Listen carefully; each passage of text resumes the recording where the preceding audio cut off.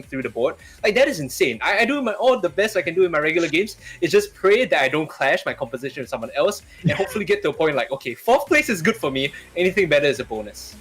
Yeah, at least you're doing that. At least you're adapting, right? For me, I just slam whatever I want to build and I just stick to it, you know?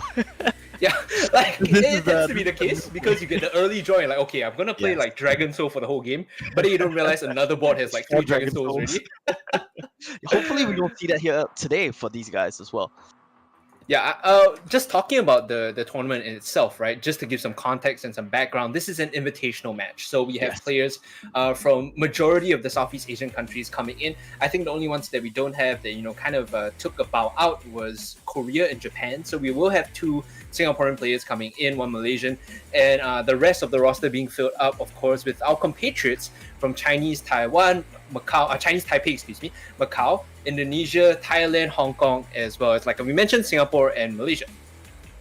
Yeah, I mean, I'll be excited to see how our Singaporean friends do over there as well. I know some of them are from card game backgrounds, so we'll see how that translates over to auto battler like Teamfight Tactics, as well as their understanding of the current meta and whatnot as well. Like you mentioned earlier, though, we do have some Grandmaster and some Challenger players. I do believe most of the players coming in from Chinese Taipei, Hong Kong, they're gonna be much higher up in terms of ranking, so they should be the favorites to take this one. I do believe the Thai player as well, right? Challenger currently.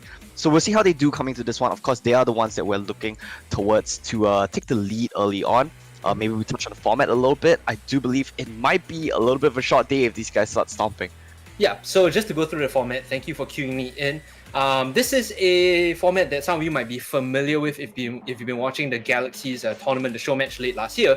So there are 2 win conditions. Essentially, the first one being that any player has to get at least 18 points first, and you know, first place is 10 points, and so on and so forth. We'll break that down later. That's the first condition. Got to get 18 points. The second condition is you have to place first in at least 1 match after you get 18 points, and usually it's a fight to the top at that point. I mean, 18 points is not hard, right? You win 1 game, that's 10 points. You get 1 second place, that's 8 points already. And 3rd place gets you 6. So you don't even have to win any games in our current format. You just have to get 3rd place 3 times and you win. Unless there's anyone with higher points than you. Yeah, that is usually the case with auto battlers and like multiplayers, right? Because when you think about how traditional, like say, the closest relationship would be like mobile games, League of Legends, right? It's a clear winner, clear loser. But here, it's always a scramble to the top. And I feel like that scramble makes it so much more exciting because within the tournament itself, you start to see, you know, these meta games and mind games develop between the players. And that's when you can adapt on the fly. You see them adapt on the fly. That's always the best part, right? We talked about the APM, we talked about how they're going to adapt to other people's boards as well. I think beyond that, when we go from game to game, there might be a little bit of a tournament meta that starts developing as well. And that's always the best part, the best thing I like to see personally, how players adapt between games and how they change up their strategies after seeing what their opponents have prepared. Yeah, we saw yesterday actually in one of the rehearsal matches. I think we were observing the Thai player where it who was, you know, a challenger in his own right. He is still a challenger player in his server, and when we look at him, he has his own like unique strategies coming in, and his ability to adapt was something that I think we're looking forward to seeing today as well. So, thinking about how the in-game tournament meta is going to develop, that's something that we have to pay close attention to over the course of the day. We'll be telling you, okay, which player is favoring which strategy and what items that they like, and hopefully, you know, keeping track of that storyline as well. Yeah, for sure. Let's talk a little bit about the game itself, actually, and let's dive into the meta a bit, because we have a bit of time to kill here. Oh, yeah. I think, personally, right, I want to talk about what kind of team comps you're excited for. I'm excited to see mages come out, actually. That's been a bit of a more niche team comp. You're very item reliant. Yeah. But when we were watching the practice matches yesterday, right, it wasn't quite mages, but the Mystic Nico had a lot of pop-off potential, and that's something I've been playing since the start of the patch. I'm just saying, you know, not a trendsetter or anything, but it's always fun to watch Nico just one-shot the whole board, right? Omo confirmed hipster playing one-shot 80 carry AP Nico already. Okay. Crit Nico, you know. Along the same lines, you talked about mages, right? I think that Dragon Soul is one of the more popular and was one of the more popular compositions. A couple of weeks ago, of course, we saw some nerfs to Tristana Dragon Soul carry. That being said, though, I think Dragon Soul as a category has a lot of potential to develop, because not only do you have some very powerful mages in itself, but the late game picks of like Swain, you can pretty much just build your whole composition around it, right? So I feel like Dragon Soul is one of the popular ones. In addition to that, Elderwood as well has very strong flex potential. Like, I love seeing the Nunu Macau, synergy early on, where you Yeah. just have this like massive front line, and then your backline you build whatever you want because these two Elderwood bruisers are just like solid to hold the line. Yeah, and if you get an early 2-star Nunu, he's just gonna be one-shotting everybody, just eating them up. Yeah, that's for sure the case, right? I think from what we've seen, early game tends to develop a lot around tankier team compositions with bruisers, with some vanguards as well. I do believe we are gonna be taking a look at something interesting over here. Right? There we go. Tournament pricing. First place is going to be coming in with 15,000 Hong Kong dollars. Pretty nice chunk of change over there. And then we see the price dip down pretty gradually until we get to 5th till 8th, where that's a bit of a, like you mentioned, a bit of a consolation prize for these players. We were joking about this yesterday, right? When you enter a tournament, you don't finish like in pole position. They give you like a good effort medal, and this is like your good effort medal from 5th to 8th. But the huge chunk of change lies with first place. 15,000 Hong Kong dollars for this invitational show match. Very, very solid coming in. It's something that all the players will be looking forward to taking home with them. Not just that, but as like, we always consider these show matches as a bragging right sort of thing, right?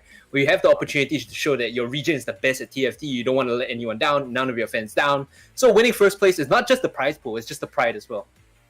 Yeah, so let's take a quick look at our players right now. We have Keen from Macau, BBB from Chinese Taipei, Peter from Hong Kong, Rizdan from Indonesia, our homeboy Samuel from Singapore, Werit from Thailand, the challenger player, one of them, Shai from Hong Kong, and Raziat from Malaysia. Yep. So just to correct ourselves, we said there will be 2 Singaporeans and 1 Malaysian. This time it is the Hong Kong side fielding an extra, player here, increasing their possibilities of bringing home the championship as Hong Kong would do.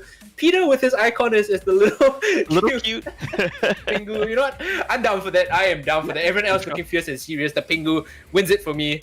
I'll give it to you, Peter. Coming in now, we can see Keen's profile from Macau.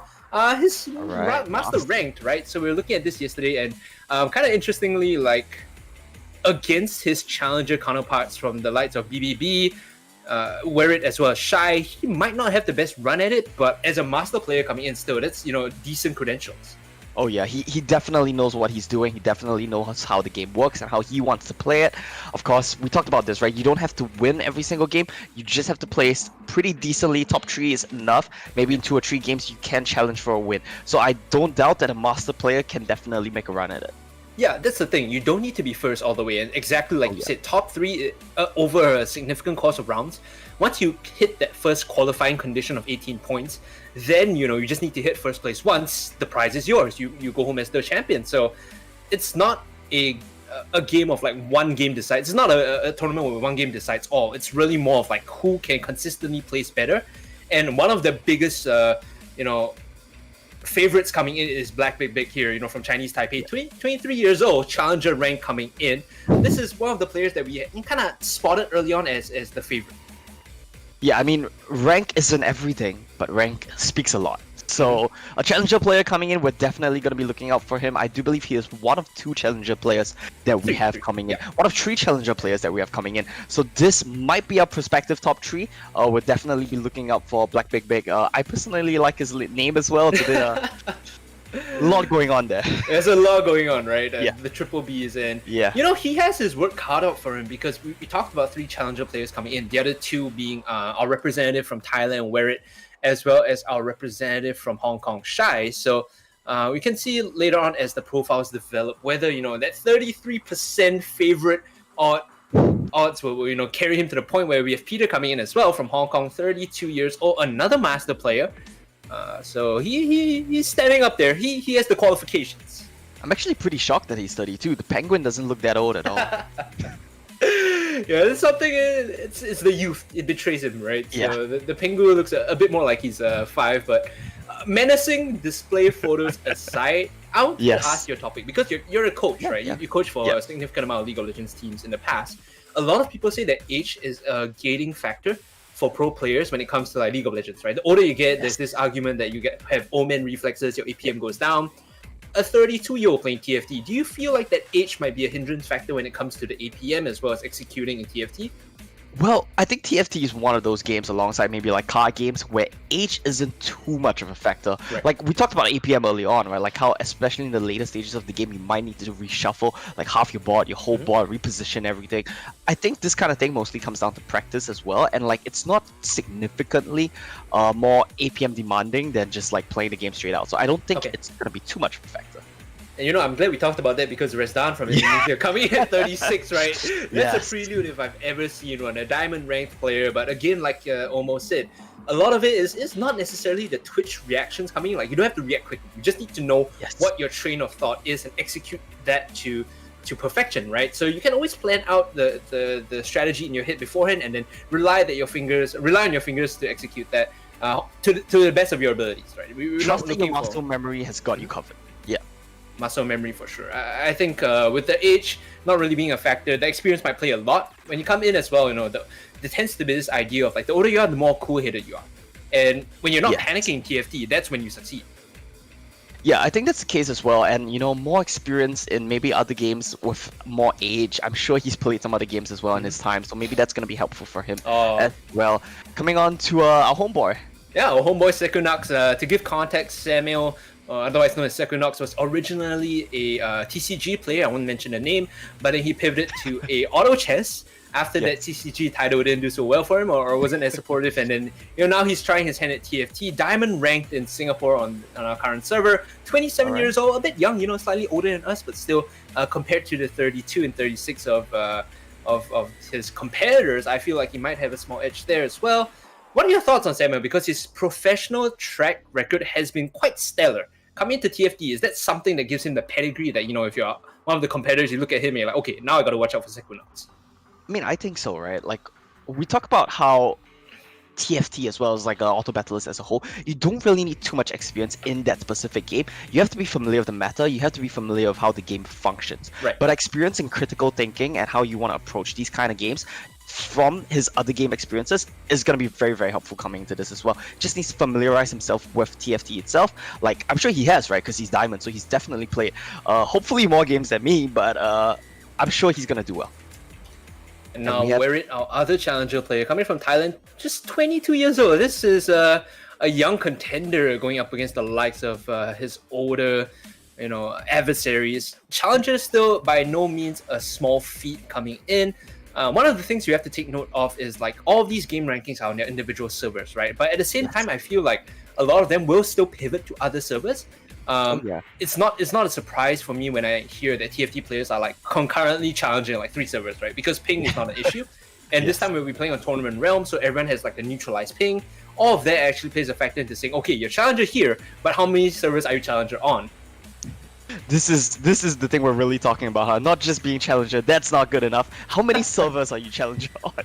Another challenger coming right up, Mr. Shai from Hong Kong, also 27. We want to touch on this a little bit, right? There's actually been quite a few challenger players. We've seen a master player, some diamond players here and there. It seems like no one coming into this is really a slouch at all. So we might be in for quite a fun day of games, actually.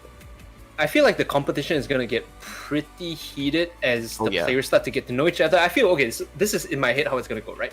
Game 1 is going to be like, polite and chill. Everyone's just going to take stock of the situation, play their comfort, draft their comfort, and then, reserve all the cheese for later on. But Game 2, Game 3 onwards is when the heat starts to get serious, right? They want the prize pool, they want their pride, and they'll start adapting to each other. Yeah, for sure. I mean, I don't disagree that they'll probably have some fun earlier on in the day, but as the day goes on, it might start getting a bit heated. All bets are off, I think. And I want to touch on age very quickly a little bit, right? We talk about how 22, 23 is pretty young compared to the rest of the opposition here, but to be honest, compared to other esports titles, 22, 23 is pretty young. Yeah, I like to say the same thing. Pretty old, actually. I like to say the same thing as well because when you look at the other esports titles, like the entry level for the most part is usually 18, 19. You look at your League of Legends players, right? Majority of the LCS players are young, or across the region. All of them are young. They start young and then they mature by the time they're like 20, 21. TFT age-wise, we see across the board, they're like mid-20s to early 30s. Yeah, to be honest, I think maybe maturity has something to play with it in terms of understanding the game, in terms of having experience in other games. TFT, like we talked about, right, not the most mechanically intensive games when you compare it to like League of Legends and other titles as well. But it is a game where you have to be more aware of what's going on, not only on your bot, but 7 other bots, as well as take track of how many possible units there are available. We talked about this a little bit. How many units you can have of each type, etc. And there's just so many things for you to take stock of, and I'm sure experience as well as a greater presence of mind is going to help you there. Yep, on your screen you can see Russia. From our neighbors to the north, of course, both Omo and I are Singaporeans, so there's going to be some bias for Equinox here, but nevertheless, we're going to highlight, from Malaysia, 31 years old, Diamond, standing, again, giving him some form of pedigree coming in. It's not like he's just strolling in off the road and saying, you know what, I'm going to try to play against these challenger guys, right? He's played the game, he knows how it works, and just to pivot very quickly onto our tournament format, first place 10 points, second place 8 points, third 6, so along the way you can see heavily stacked for first, second, and third. Meanwhile, the lower you go on your placing, the less points you get with diminishing returns. So ideally, everyone will be looking for a top 3 placing to try and get the 18 plus win condition first.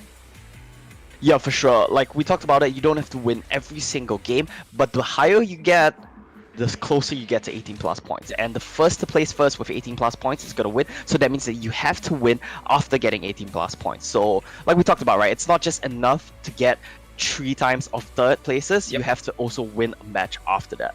Yeah, and along the same vein, right? If the tournament is equally stacked and everyone is playing at the same level, you will have multiple games where people just shuffle from bottom to top because, you might be last place in game 1 and then you hit, first place in game 2, suddenly you're at 12 points, 11 points, and everyone else is just meandering about because they placed low twice. So again, there is that like offshoot luck that comes in.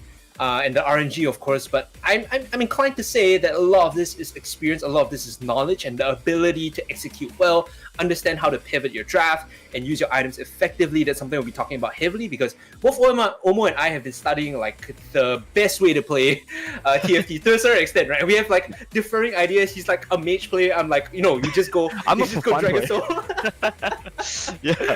Yeah. So there are different ways to play the game, and I feel like everyone coming in here has their own idea of what works, like what their own meta is essentially. Yeah, for sure. I mean, I think meta is going to play a part in it, right? But at the end of the day, it's not so much luck, it's not so much meta. I think these players, they're probably just going to take what works best for them given what they've been given on the board. So they're probably going to look at the units they have, they're probably going to look at what their opponents are building, and they're probably going to play it from there by ear. Yeah, just to talk about some of the changes that came in, I feel like we discussed TFT a lot as a whole, but this is the current patch we're playing on, right? It's Fate. Yes. So we're playing on 4.6, I believe, on Tournament Realm. And there have been some changes in the past. Diana received a significant nerf before that. I think Diana was one of the more popular opening picks.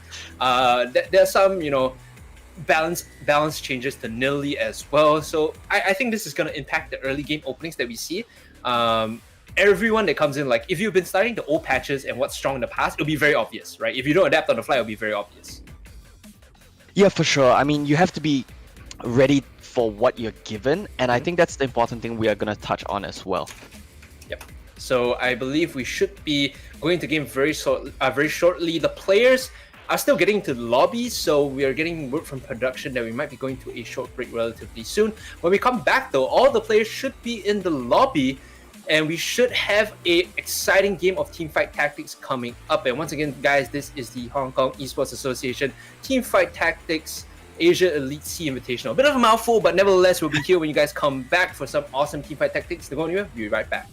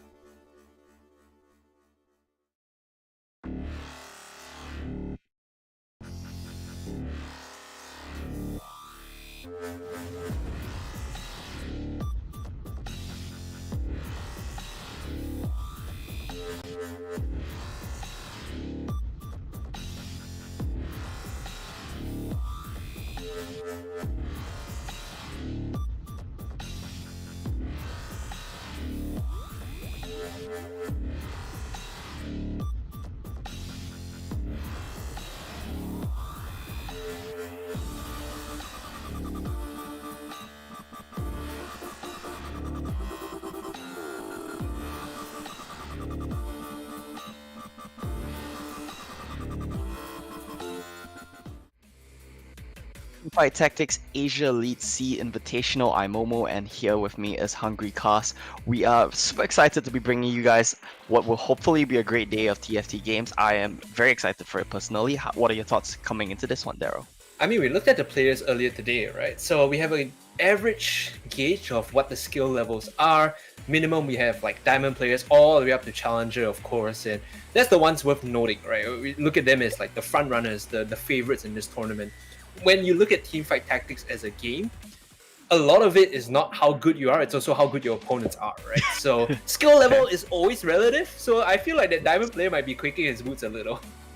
Yeah, it might be a little bit unfair for them. I think they're both 2 diamond players when like half of the field is going to be challengers, so it might be a little bit rougher for them because everything is relative, right? Like you mentioned, you're not only competing against one opponent or like one team versus one team, you're competing against 7 other people all out to take the same units that you want, all out to take the same items that you want, and it's going to get a little bit competitive.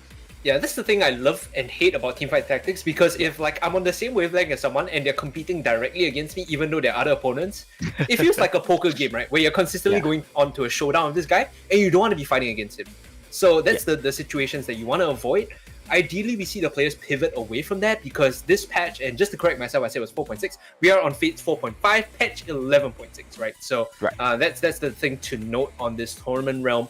We're talking about some of the patch changes and what's strong, what's weak right now. Almost has a bit of a partial favorite bias towards mages. I favor the Dragon Soul Elderwood a bit more, just because of the flexibility coming in and the way you can pivot your composition a bit more, right? So you talked about mages. What are some picks you like from mages that really stand out to you? What are the favorites? Well, I think we saw the potential what a mage comp can do the other day when we were doing some VOD reviews of over at the NA scene, right? We saw the Aurelian Soul just completely one-shotting entire bots all at once. It comes down to certain things, right? It comes down to whether you have a front line for them, whether you can stall time for your mages to get the ultimates off. It comes down to whether he has the right items, and it comes down to positioning. And I think that's a big thing that we haven't really touched on too much, and that's a higher level concept as well, which, to be perfectly frank, I don't really grasp as well. Like, I think it's a little bit too tricky for me right now, but basically what we want to pay attention to is how you position your mages so that they can get off the maximum amount of AoE possible, right? You can one-shot the whole bot, you just have to make sure your ASO is positioned to do so.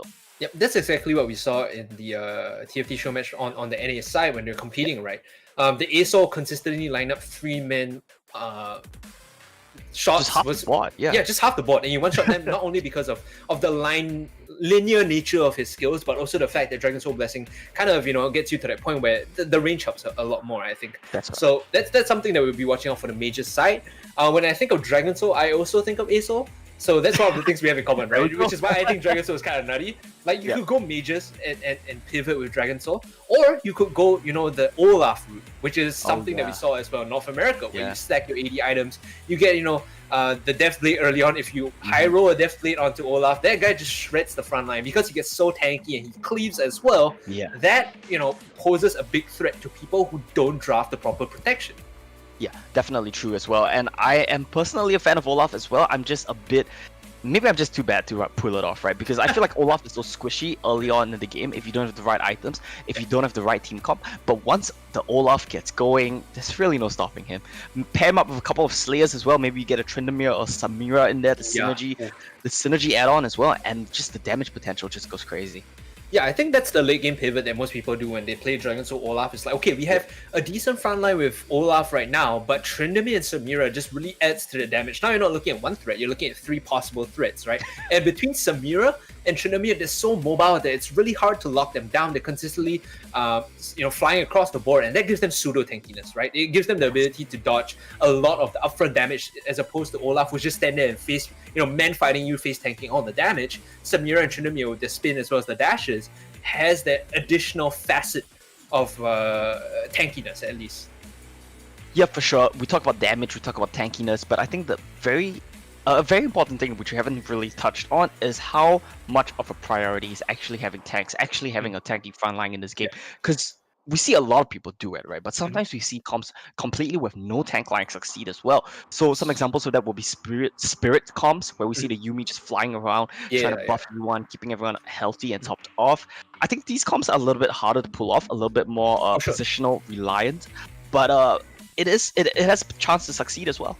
Yeah, the other one we see as well is the Enlightened Janna, which is kind of Yes. interesting because similar to the Yumi, all it does is really, how do I put it? You add pseudo tankiness to your team. Yeah, With it's Janna, pseudo you add tanky. shields. With Yumi, you add heals, right? It's kind of like what Lulu does as well. You give them bonus health. So Yeah. there are drafts or there are compositions where you wanna use these pseudo tanky units as opposed to having a full frontline, and because of the perks that they bring to the table, Enlighten is so good, Spirit is so good, you have to respect the Elderwood of Lulu as well, because it really does give you free stats on top of the pseudo tankiness. Yeah, and beyond this, I mean, there are some team comps which are very popular, which we haven't quite touched on too much as well. I do believe Keeper was a very big thing. It might have been nerfed since then. I have to double check that one. But Keeper was a very big thing. You could just stack Keepers. You can stack Lockets as well. Siphoners was something that we saw recently, and of course the ever popular 8 Duelist team comps. When it does come out, it's always going to be a bit of a terror. It's just whether you can get the right units, whether you can get the right items.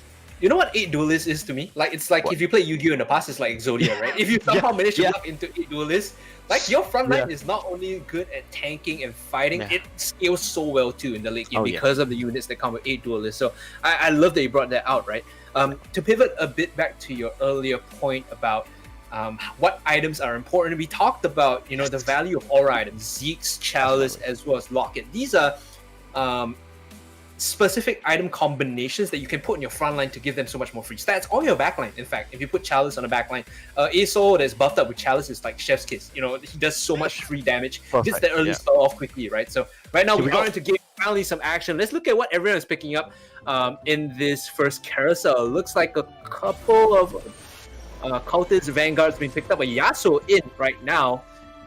So the early exile gives you that shield just to walk through the ability. It gives him that pseudo tankiness. He will have the chain vest too. So these neutral early camps, the PvE camps as I like to call them, will be no issue for him. Oh yeah, I mean, no one really loses at these camps. I don't think it's possible, and I don't believe like open forting strategies Haven't seen me play TFT for a while now.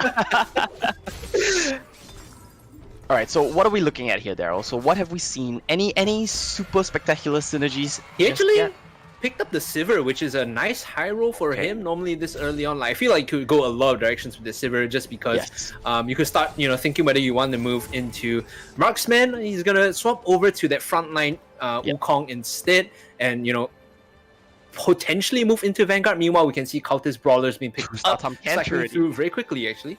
Yeah, I see a 2-star Tom Kench being picked up already. We talked about tanky front lines, and I think that's the trend we're seeing right off the board. We see some Maokai, some Wukong, some Garens. Common trend being that they're all tanky, they're all beefy, they're all frontliners, right? So that's going to be what we're looking for in the early game here. Other than that, anything interesting? I've seen a Fiora with a tier. I think that one might be a little bit strong in the early game. Have the possibility of going to the Duelist, have the possibility of going into the Enlightened team comps as well. So look at this, he went for the Nasus, which means he has the opportunity to double up and pick up the Divine early on if he wants to. Actually, we'll have the chosen Tahm Kench, but maybe choosing to ignore it because his opponents is already, drafting into the Tahm Kench, so that limits the amount of resources he could get with that pick later on. Selling off, and instead now swapping, okay? So he just wants the early power of the Tahm Kench, right? That's a sick tanky front line, also has the passive which reduces basic damage coming in. And don't forget about the Fortune chosen as well. I do think that that's something which is potentially very strong if you pick it up early on. It's a little bit on the greedier side, right? There we go to Annie as well. Picking up another Tahm Kench, possibly looking for a 3-star there if he can get the right pieces. And there we go, Fortune bonus in 2-1. That is going to be very helpful for this man. Yeah, I like that he managed to pick all of that up real quick as well. Looking at the other board coming in, it's Peter who's going for the Assassin Ninja. Might be swapping to put the Diana on the board just to add some additional front line. Instead, we'll decide for the pseudo tankiness of the Janna. Okay, so I know. We have $10. No one really slamming down the items just yet. Yeah, definitely. I mean, what I do see is a lot of diversifying of their possible builds and their possible team comps. Most of these players are just picking up almost anything they can see. Of course, wear it here with the interest stacking up already 10 gold in his pockets. So basically the goal right now in the early stages of the game is you want to diversify your board as much as possible. Make sure there's a bunch of possible options for you to build into if you don't find the right pieces, if your opponents are taking your pieces, as well as trying to build up your economy. So these are the two goals right now for these players in the early game. So I want to highlight, keep your eye on something. A lot of people are actually drafting the early Yasuo because of the exile to Duelist. Yep, and where it actually has that chosen Vanguard, he could opt to just continue down the path of Enlightened Duelist. Yep. Instead, we'll go for the level. So now just wants the early power. Considering we'll go for the early Divine now with the chosen Wukong.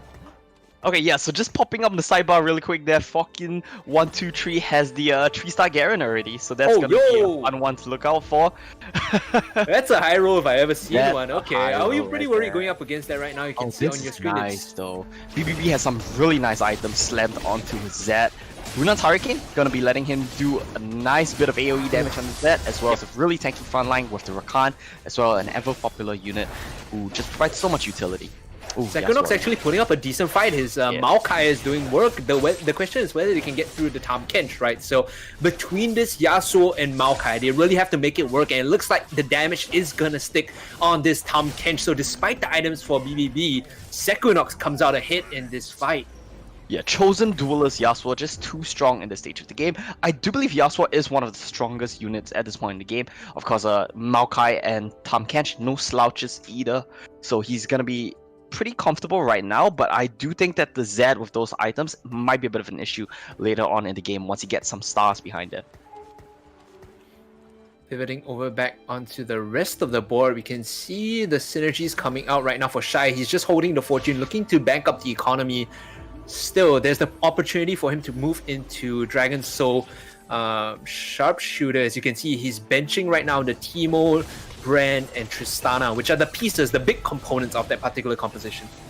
Yeah, and you can see that he's on a 2-lose streak, but normally that might be a bit of an issue, right? But when you're playing Fortune, I think it might be a bit of a bonus, actually. You don't really mind losing as long as once you get some nice units, you can just pivot your bot and you just cash in on a Fortune bonus. Nice bit of cash there as well as possibly some items. So I'm excited to see when Shy wants to pivot his bot to actually put in some stronger units, possibly after the carousel round, because you don't want to keep the lose streak going too long, right? You're playing a fine balancing game. You want to lose streak for as long as possible that you don't put yourself in risk of losing the game. Shy goes for the nearly large rod Teemo. I believe he is keeping his eye off the carousel, so we can't really see what's going on right now on the carousel. But my guess is right now, okay, we're gonna pivot over, but he's just trolling me, man, at this point. yeah. Okay, my guess is that everyone's going for items instead of comms right now, because they're trying to value in their head like what item works best with my composition, as opposed to the one pick this early carousel that's going to give them power. So they're trying to fix up item draft as opposed to compositional draft right now. Yeah, for sure, and I think he is trying to look into what the opponents are running as well. He's trying to just look across the board, making sure that his build is going to be unchallenged. And I think that that's definitely going to be the case, because my man, no one is going to be challenging you for Fortune units right now. Yes. So he should be good to go. The Darius with the large rod, though, might be a little bit of a problem later on. Yeah, you see him just slamming the items right now. Wants to pick up the GA formation before selling the Diana, right? As you mentioned. So, board state, or in terms of health state right now, Sekunok's leading at 100 with his early chosen duelist Yasuo. At the bottom, it's the Shy with the lost streak and the fortune looking to cash in on the money. Now he's trading in tempo. He's trading in resources for tempo, right? Because in the mid game, once he gets that bank rolling, he can start buying levels, which is something that we noticed in this particular patch. It's more profitable to get early levels on and try to high roll your way into tier 5s.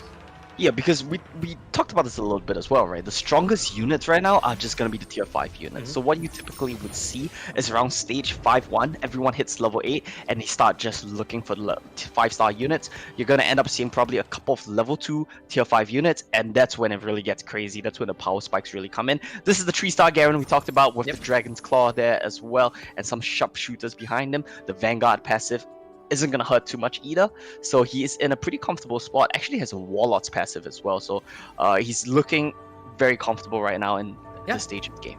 To explain the early 3-star, I believe it was a chosen Garen that he lucked into, so he decided to just continue. Come again? Chosen Warlord Garen. Oh, Chosen Warlord, Chosen Warlord Garen. So it gives him the opportunity to start moving very aggressively in together with the Silver as well.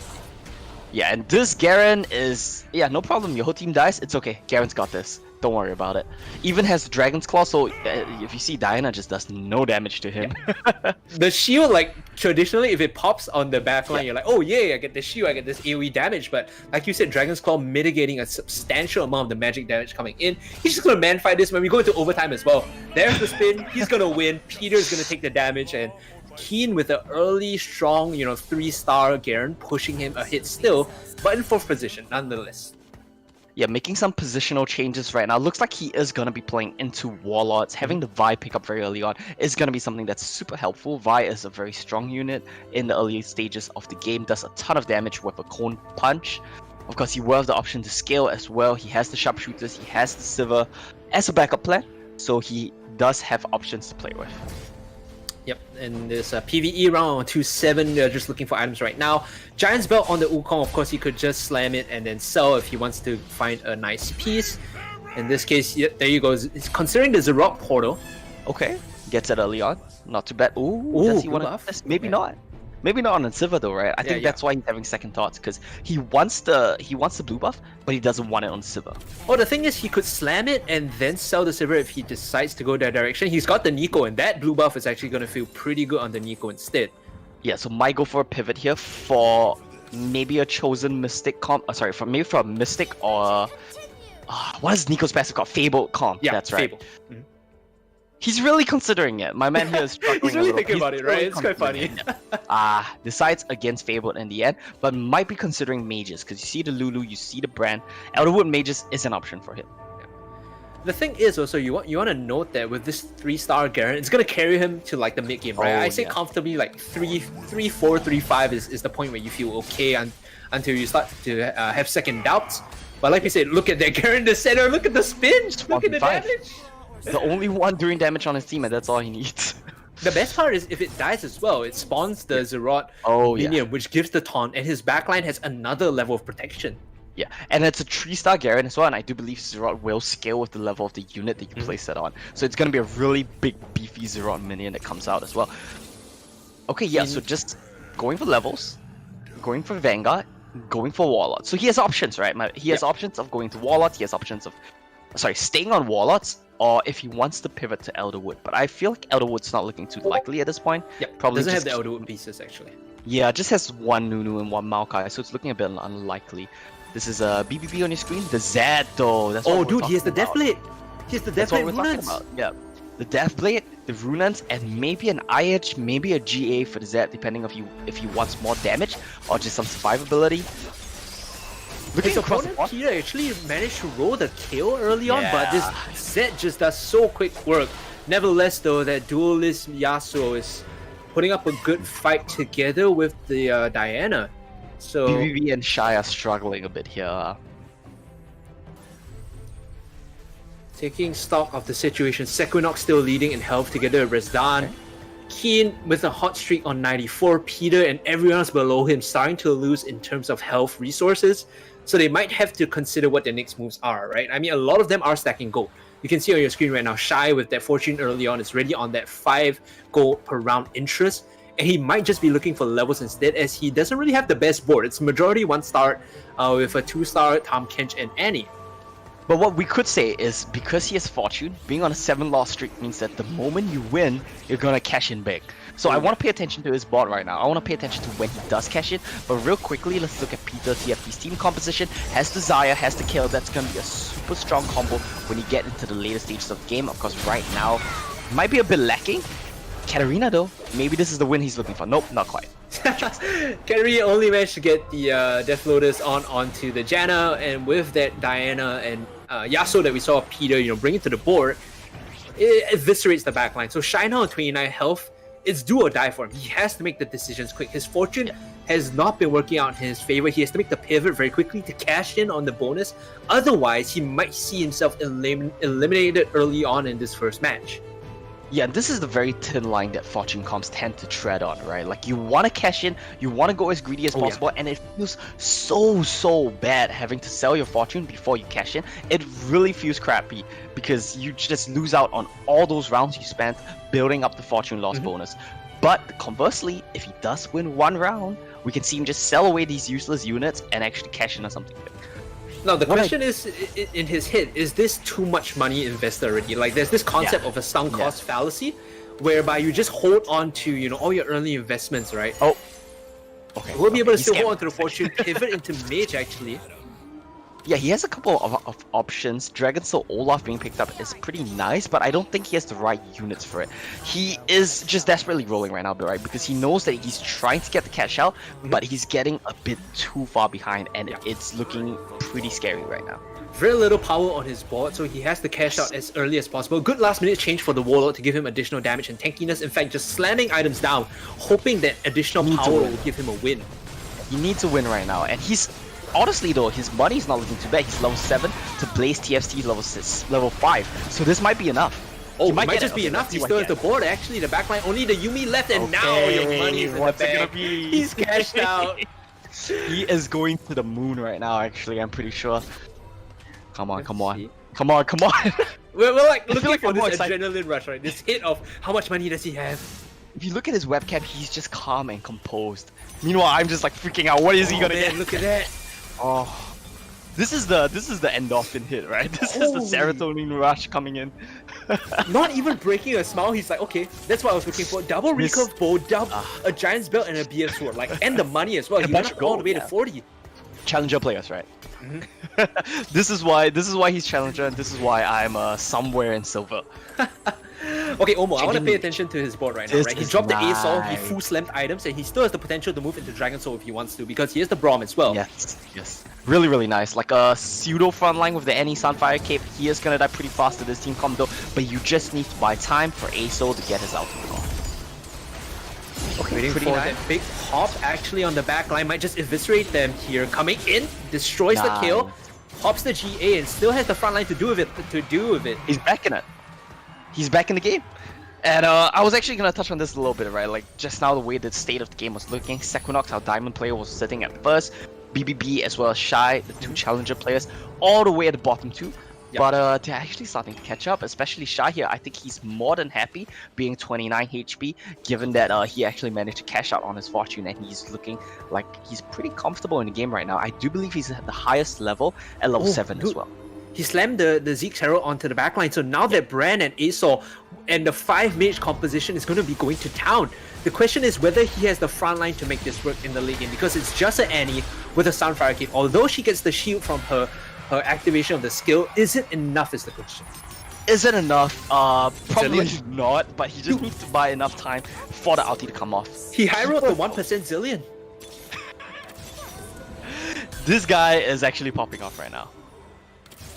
He cashed in on the keepers, he cashed in on the, he got the Zillion, and has Elderwood Mage now. This is perfect. Okay. This is perfect. This is the comp he wants. The Zillion, not important. I want my Elderwood Mages.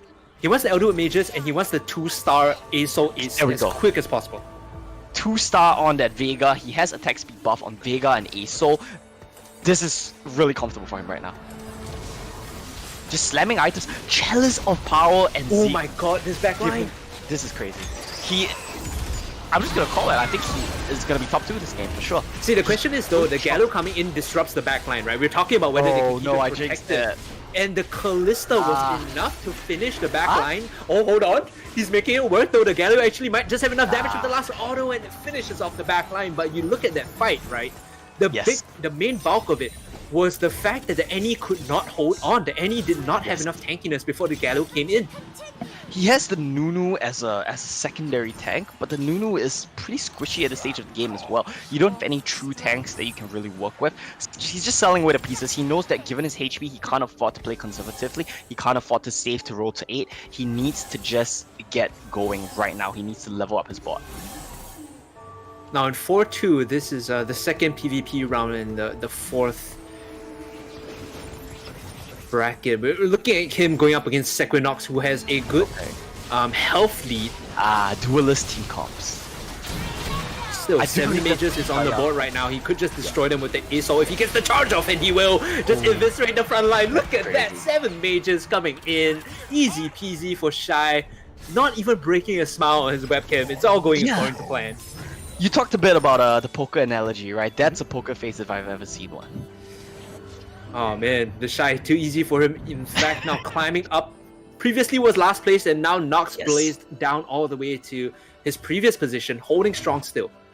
Right now, we're looking at BBB. Has the Elderwood team comp, has the On coming in. He's looking very, very beefy actually. Has keepers, has tanks, and he looks to be speccing into Slayers as his main carry. But that's not something he's committed to yet. Look at his iron bench. He has 3 Nikos Oh my! copied. How?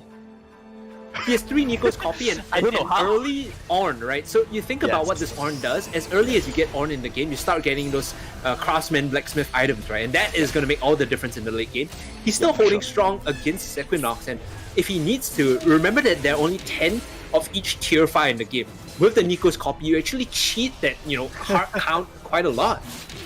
That is a possibility as well, but something I want to point out is that we did see a bunch of people in the NA side buying Ons early on, getting 1 or 2 items, and then just selling with the Ons. True. So you're only using the On for his blacksmith passive, and then you get rid of him afterwards. He could get the set an instant 2-star here if he wants That's to. very possible as well. You could make set your carry, but seems like that's not going to be the case. I feel like at this point in the game, you want items instead. Yeah.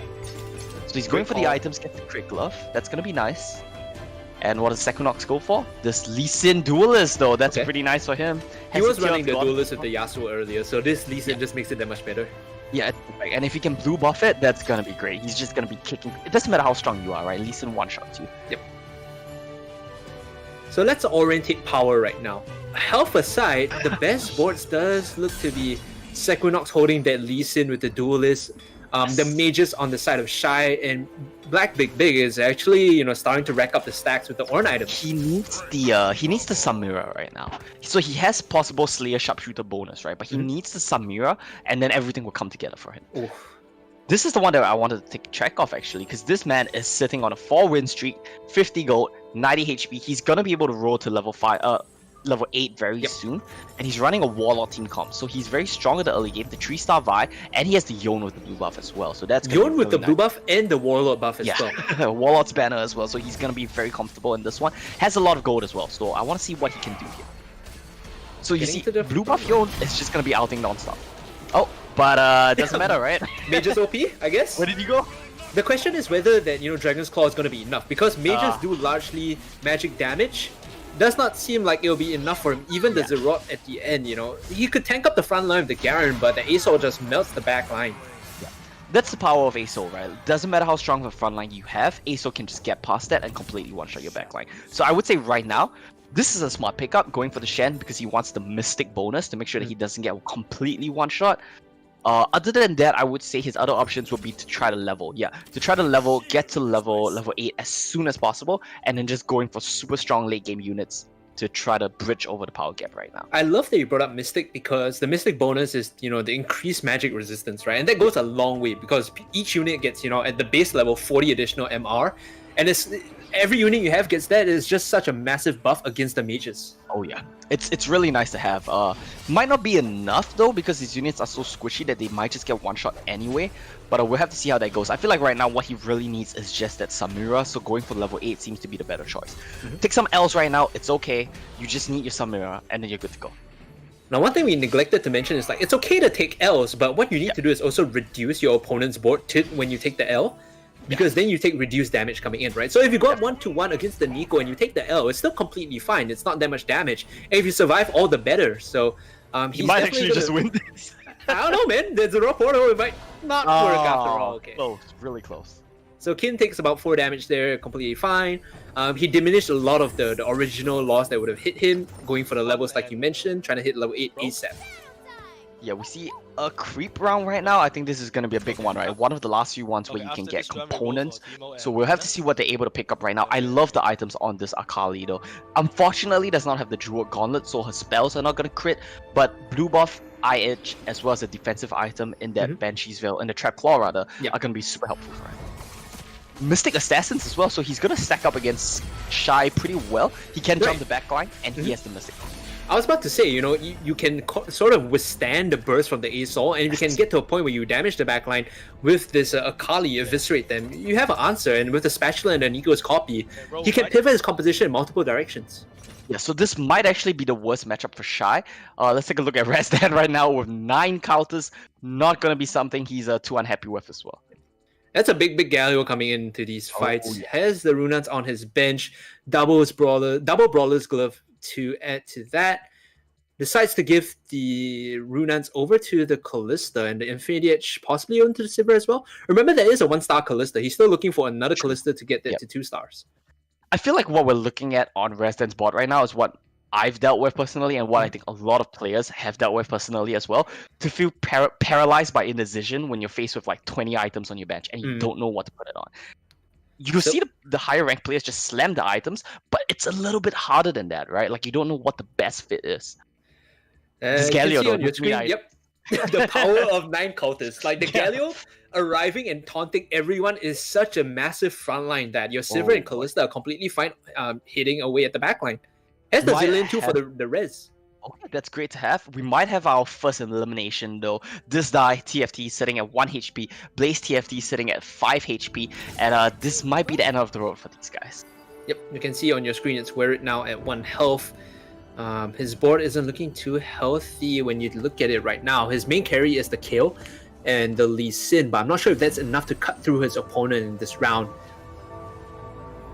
Gonna be going up against Peter. How does this composition work out against the backline? I feel like the Akali just shreds the kill here. Oh, Yumi is just gone. Okay, yeah, this Akali is just shredding everyone right now. The problem is the kill doesn't have time to get going. He has to get into, like, he needs to stack up. Okay, might have actually won out here because they didn't kill the kill. So they jumped on the back line and they decided we're just gonna like kill this, and then they took off. So he's good to go. This is the positioning, right? Very good positioning coming in from Wear It. We were talking about how the Akali would have eviscerated the backline, but instead it one-shot the Yumi, I believe, and then decided I don't want to fight the backline anymore. Yeah, so I don't want any of this kill. Bought him a lot of time. Oh, interesting. Going for the 2-star Maokai pretty late in the game. He is level 8, but he's opting to just go for the passes instead. So like you mentioned, right, Dragon Soul picked up, Elderwood picked up, and he has the 7 mages as well. So he's gonna be very strong in these late game team fights. Now, first elimination came in, you were completely right on that. No, it was Blaze that took the big L early on. Yeah. Now, still continuing inside this fight is Shy, Black Big, and this die at the bottom. This die is also Wear It, by the way, for your information. We have to see how this comp works out. The mages, the ASO needs to find that big backline pop. It's gonna be dragged in by the Aatrox. The Galio coming in a bit late. It's a 1v5. Really can he 1v5? Guess not. He can't 1v5 because this Hextech Gunblade, as well as the Lulu heals, it's gonna be super helpful, right? Because the Galio can only do so much damage, but if you can just heal everything back up, having this tanky Galio is just not enough. Now he's considering the carousel. He's gonna be middle of the pack to pick here. What suits his composition, Omo? He wants the Jewel Gauntlet, he wants the Death Cap, but the Locket is not gonna hurt either. So there's a bunch of options that he could actually take, and it looks like he goes for Hextech Gunblade in the end. So that's really for his Viger. Wants to make sure that the Viger will be able to keep alive as long as he does get one shot. He has the Lulu as well, right? So a bunch of healing, a bunch of sustain coming in. So these mages, even though he has no true frontline, is gonna be a deceptively tanky team comp. As long as they don't instant die before they have the chance to like heal up, he should be fine in these long fights. And what we saw in the previous fight was actually against the cultists. There's this unique interaction, right? Cultists only spawn the Galio once they're below 50 health across 50% health across the board. The ASO sends them to like 10%. Yeah, he just one-shots them. So by the time, maybe you want a Gunblade at any actually. He's considering it, I think. Looking tasty. It's an option, right? He wants to see how much magic damage to any deals and whether it's worth it to actually give her the healing. But at the end of the day, I feel like maybe giving it to your Viger would just be the best call here. We'll have to see, he is a challenger player. So, thinking about positioning a little bit, trying to see what's the best option. We do see so many aura items. Locket, Chalice of Power, and it looks like he will give the Gunblade to any. Oh, nope. It's gonna be big. That's the high APM we were talking about. Yeah, but here you go. The Dragon Soul and the Mage is gonna be popping off here. The Shyvana in the back line of his opponent does work, but whether they can survive this onslaught is the question. The Lee Sin actually with the big kick and the KO though, he's gonna be able to take him out of this fight. There's your Lee Sin, there's your KO. And Shy looking a bit perturbed at that round. Didn't expect it to go the way it did. We were talking about comebacks, right? Shy coming back from 29 HP to now top 4. This guy sitting at 1 HP has been winning a couple of rounds in a row here, but he is, of course, on a nice edge. So is BBB, sitting at 2 HP. These players have really strong team comps, but they sacrificed a lot to get here, and one more L is unfortunately all it's going to take to knock them out. Isn't unable to find the Samira is a bit sad though for BBB. Picks up the Warlock, picks up the Azir, picks up the Lee Sin. But like we say, this is exactly what they want. I think he would be very happy with the Samira. Multiple people fielding the Lee Sin makes it that much worse in this game too. So we have to see if Black Big Big is able to survive this round coming in. He's only on 1 health, 2 health like you mentioned. It's gonna be a bit close, but look at Olaf. Okay, yeah. 100 stacks of Death Blade, no big deal. This man is sitting at 2 HP, but he's still in it, and I think a big part of that... Oh, Sequinox gets knocked out, just like from 15 HP. That was a big round against Sequinox. Now, Warwick's gonna pick up that 2-star Zaya. That's rough. Alright, so we do see a Morelos coming out. Yeah, I want to touch very quickly on the items of BBB. He basically has the perfect items across the board.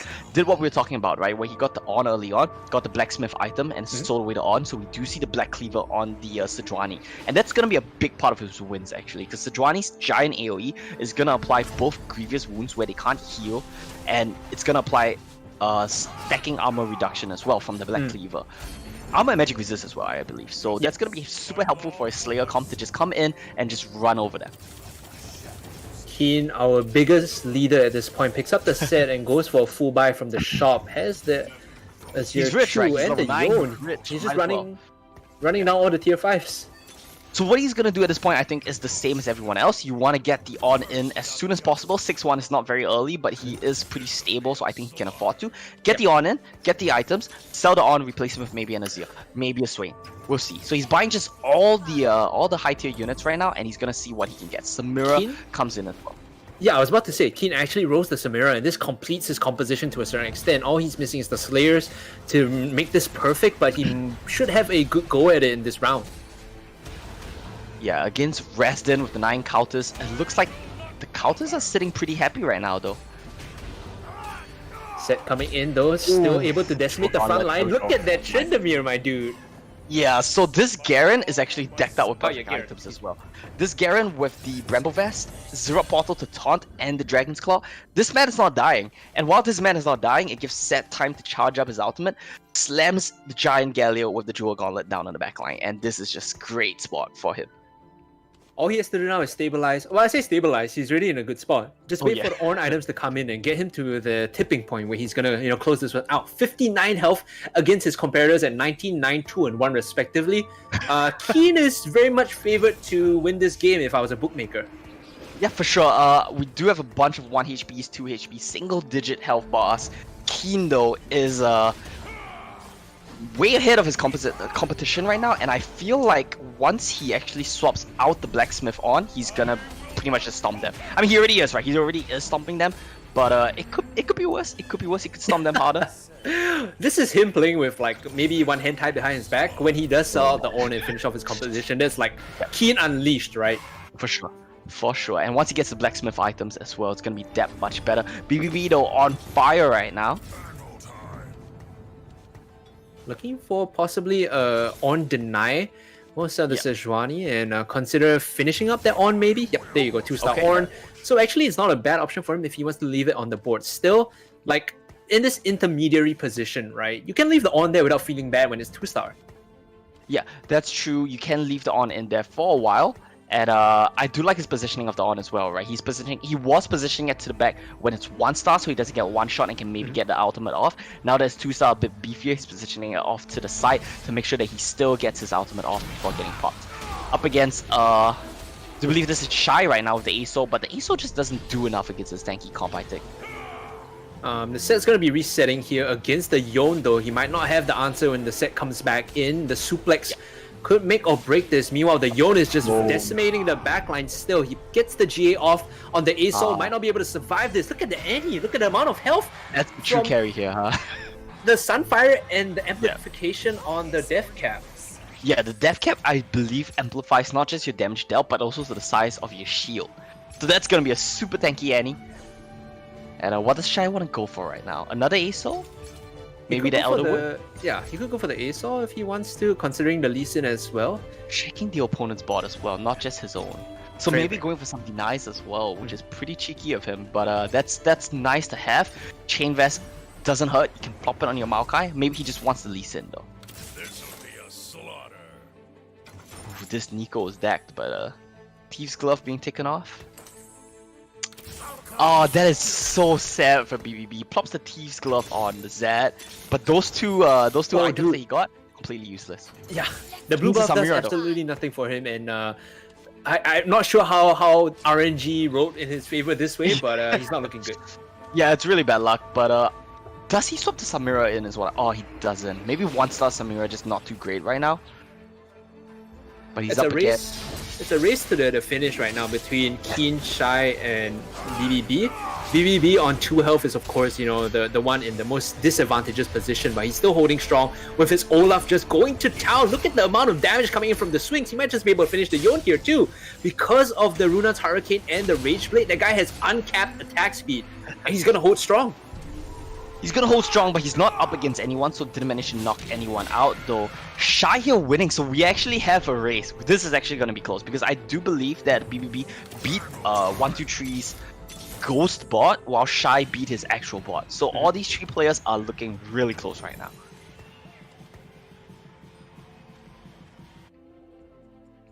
In this ultra late game 6-6, what is the strategy, right? Because it just looks like everyone's rolling to finish off their compositions. There's nothing much that they're looking for outside of here. So it's a really, really niche situation, right? Can you finish what you're looking for is the question. Right now, I think positioning is key. So what you're going to see is these players just swapping units around the bot, and you're going to see a lot of minute changes, but I feel like these minute changes might make all the differences in the world. Shy here moving his ASO to the front line to get a better angle. This is so sick, actually. Watch for the ASO out. If his front line can just live a little bit longer, he's going to have a perfect lineup. Turns his attention to the backline, but there you go, your backline evisceration. The ASO manages to get 1 shot off before going to GA. Will not get a second, and the Olaf just going to town, and that is Shy eliminated. BBB's Olaf was more than enough there. Now it's down to Keen and BBB.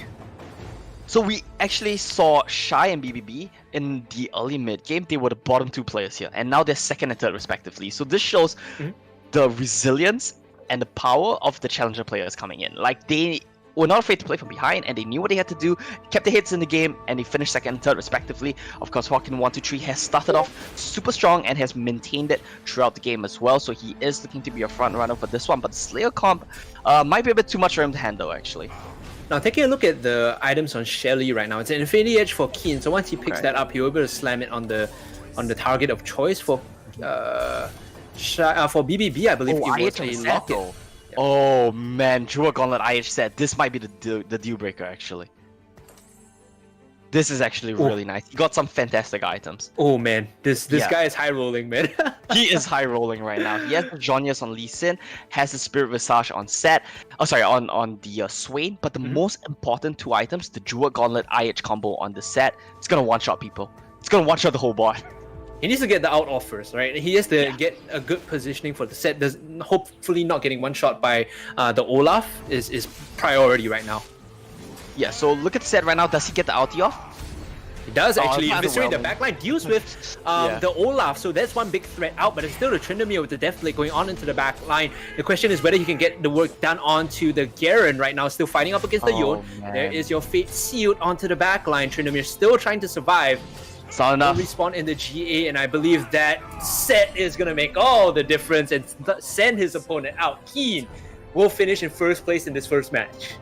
Yeah, he started off way too strong and he kept it going, and I don't think that any of the comeback stories managed to be a success, unfortunately, for both Shy and BBB. They tried their best though, and they made it to second and third, and I think what we saw throughout the game was actually kind of what we expected, right? A lot of the challenger players started off with a really poor start, sitting around the bottom half of the table, but they managed to pull it back and end at the top half and in second and third. I think that's super great comeback story from them.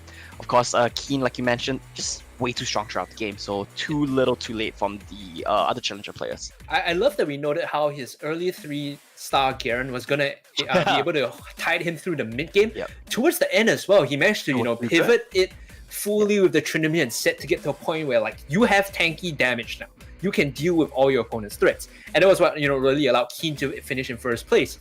To take a look at Shy as well, he was like the epitome of the meme stonks, because his fortune early on had no dividends until he finally won one. He cashed out like 40 gold, he got like insane items, and he was able to reposition himself to finish in top 3.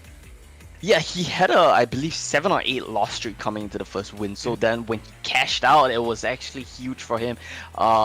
He managed to pull himself to the top 3, and let's take a look at the points right now. Keen at 10, Shy at 6, Peter with 4, and then we're around. Oh, sorry, I was actually reading it the wrong way. BBB with 8, and then Razdan with 5 with the 9 counters. That was pretty nice of him. Werit, our challenger player from Thailand, sitting at 3 points. A little bit disappointing from him, I'm sure. Yep. One thing to note is that Sequinox and Rashad in bottom just kind of displays this inexperience, right? Yes. They had very good starts. We were taking note of how Sequinox was leading the first like 7 to 8 rounds, but his inability to get into the late game and pivot properly was what, you know, made him lose out on a top 4 finish.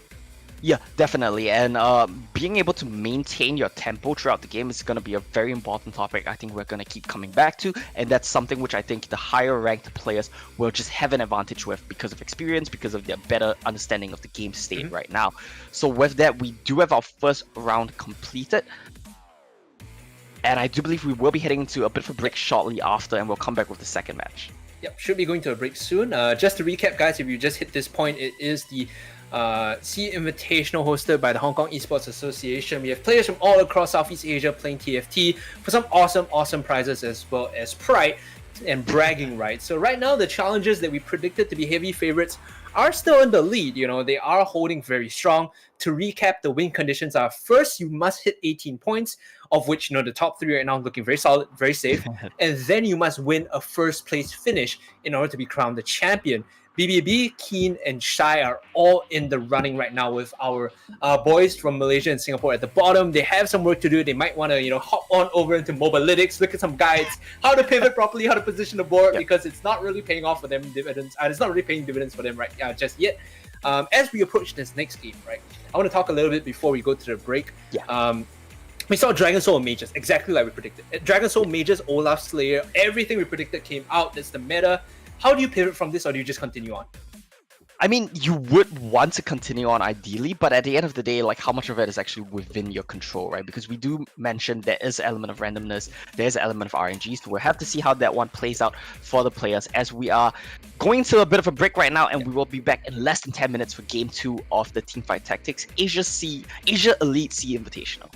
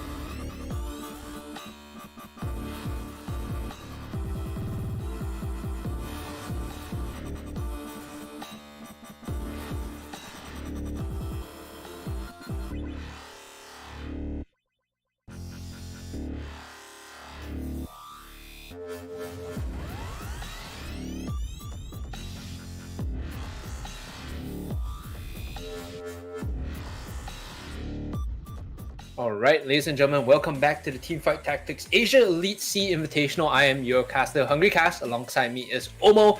We had a very exciting game one. Our predictions, more or less, were on point when it came down to it. The challengers found themselves at the top of the leaderboard. Those that were still adjusting and felt slightly more inexperienced found themselves lacking. And all the meta picks that we thought would be popular actually showed up. Yeah, the carries that we thought were gonna carry actually did. The Olaf, the Aurelion Soul, and I think the sleeper OP one is actually the spell damage crit set coming in with the Jewel Gauntlet as well as the Infinity Edge, just one-shotting backlights. Could have been a bit more impressive, I think, in that game, but if we see it again next game, I'm sure it'll be just as impressive. One of the things worth noting is that when we looked at the kill, we had high hopes. Yeah. For it. It's a pick that was super popular a couple of weeks back. Recently has fallen off in terms of value. I think that's largely to do with the fact that it's very item dependent. Like kill as a carry, it's not only comp dependent, it's item dependent. You really do need the Rage Blade if you want to get things going, right? You need that attack speed. And then, for the added cherry on top, you go for a Runin's Hurricane or a RFC to get the kill to a power point. We didn't really see that in the game. It didn't really have the impact that we wanted. In fact, I believe the kill actually went for a GA, which if your kill is the last man standing and it goes down to GA, like you're not winning that round. Yeah, that's fair. I mean, I could see his thought process, like he was afraid the kill would just get one shot by one of the assassins. It was a valid concern, but honestly, like maybe items wasn't the biggest problem there. Maybe it was just the team comp being lacking as a whole. It's hard to say because we didn't really spend too much time on this board as well, right? To really take a deeper look at it. But ultimately, at the end of the day, like you mentioned, I think kill is just a little bit too lacking at this point in terms of her carry potential compared to what she needs to pop off versus what other carries need to succeed. So I love that you brought that up because we saw the carries that worked were the ones that were able to pivot very quickly into Dragon Soul or into Bruiser or into Slayer, right? Because the options are there. It's not hard to get a solid mid game and then say, okay, I wanted this, and this, and you just pick and choose. Kill, you really have to decide early on. Okay, if I'm going to play Kill and I want to keep re-rolling for Kill, I have to set up that like spirit kind of executioner comp and hope that I get that perfect kindred lineup. Everything according to plan before it actually works. It's very high commitment, right? And I think that's the opposite of what you want. Throughout the game, what we basically saw from a lot of the players, especially the challenger players, was they would just buy up everything as long as it doesn't bring you below your interest break point. Just buy up everything so you have more options. And here we go into game 2 with the carousel round taking us into it. You know what I love when the carousel round literally just open our screen. And it might be a short delay because the audience can't see this, but compared to game one, everyone was like hesitating in game one, like, oh, what do I want on the carousel? Game two, like they snap, they go for it, they instantly know what they want to play with.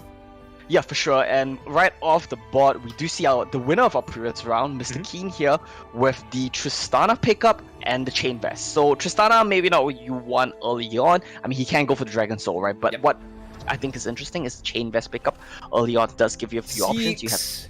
You have the Zeeks, you have the Chain, you have the GA, you have the Sunfire Cape, and I think that this quote-unquote tank item actually gives you quite a lot of options to play with. I think during our preparation, we noted some items that were significantly of higher value compared to their counterparts. So the ones that we kind of put out there was, Chain Vest is really good because, like you said, Sunfire is great, Zeeks is great, and then you have additional options as well. Like when you pick up a recurve bow, now you have the added choice of speccing into, maybe Guinsus, maybe RC, maybe Runan's Hurricane.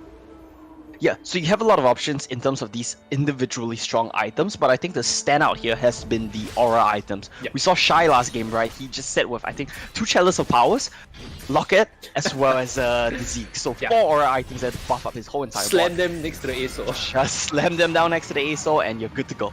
And right off the board, early game, not really too much to pay attention to. Mainly people, just like we mentioned, right? Diversifying your options. You want to diversify your portfolio, make sure you have a bunch of possible team comps you can build into, and you want to see which ones you can level up early on.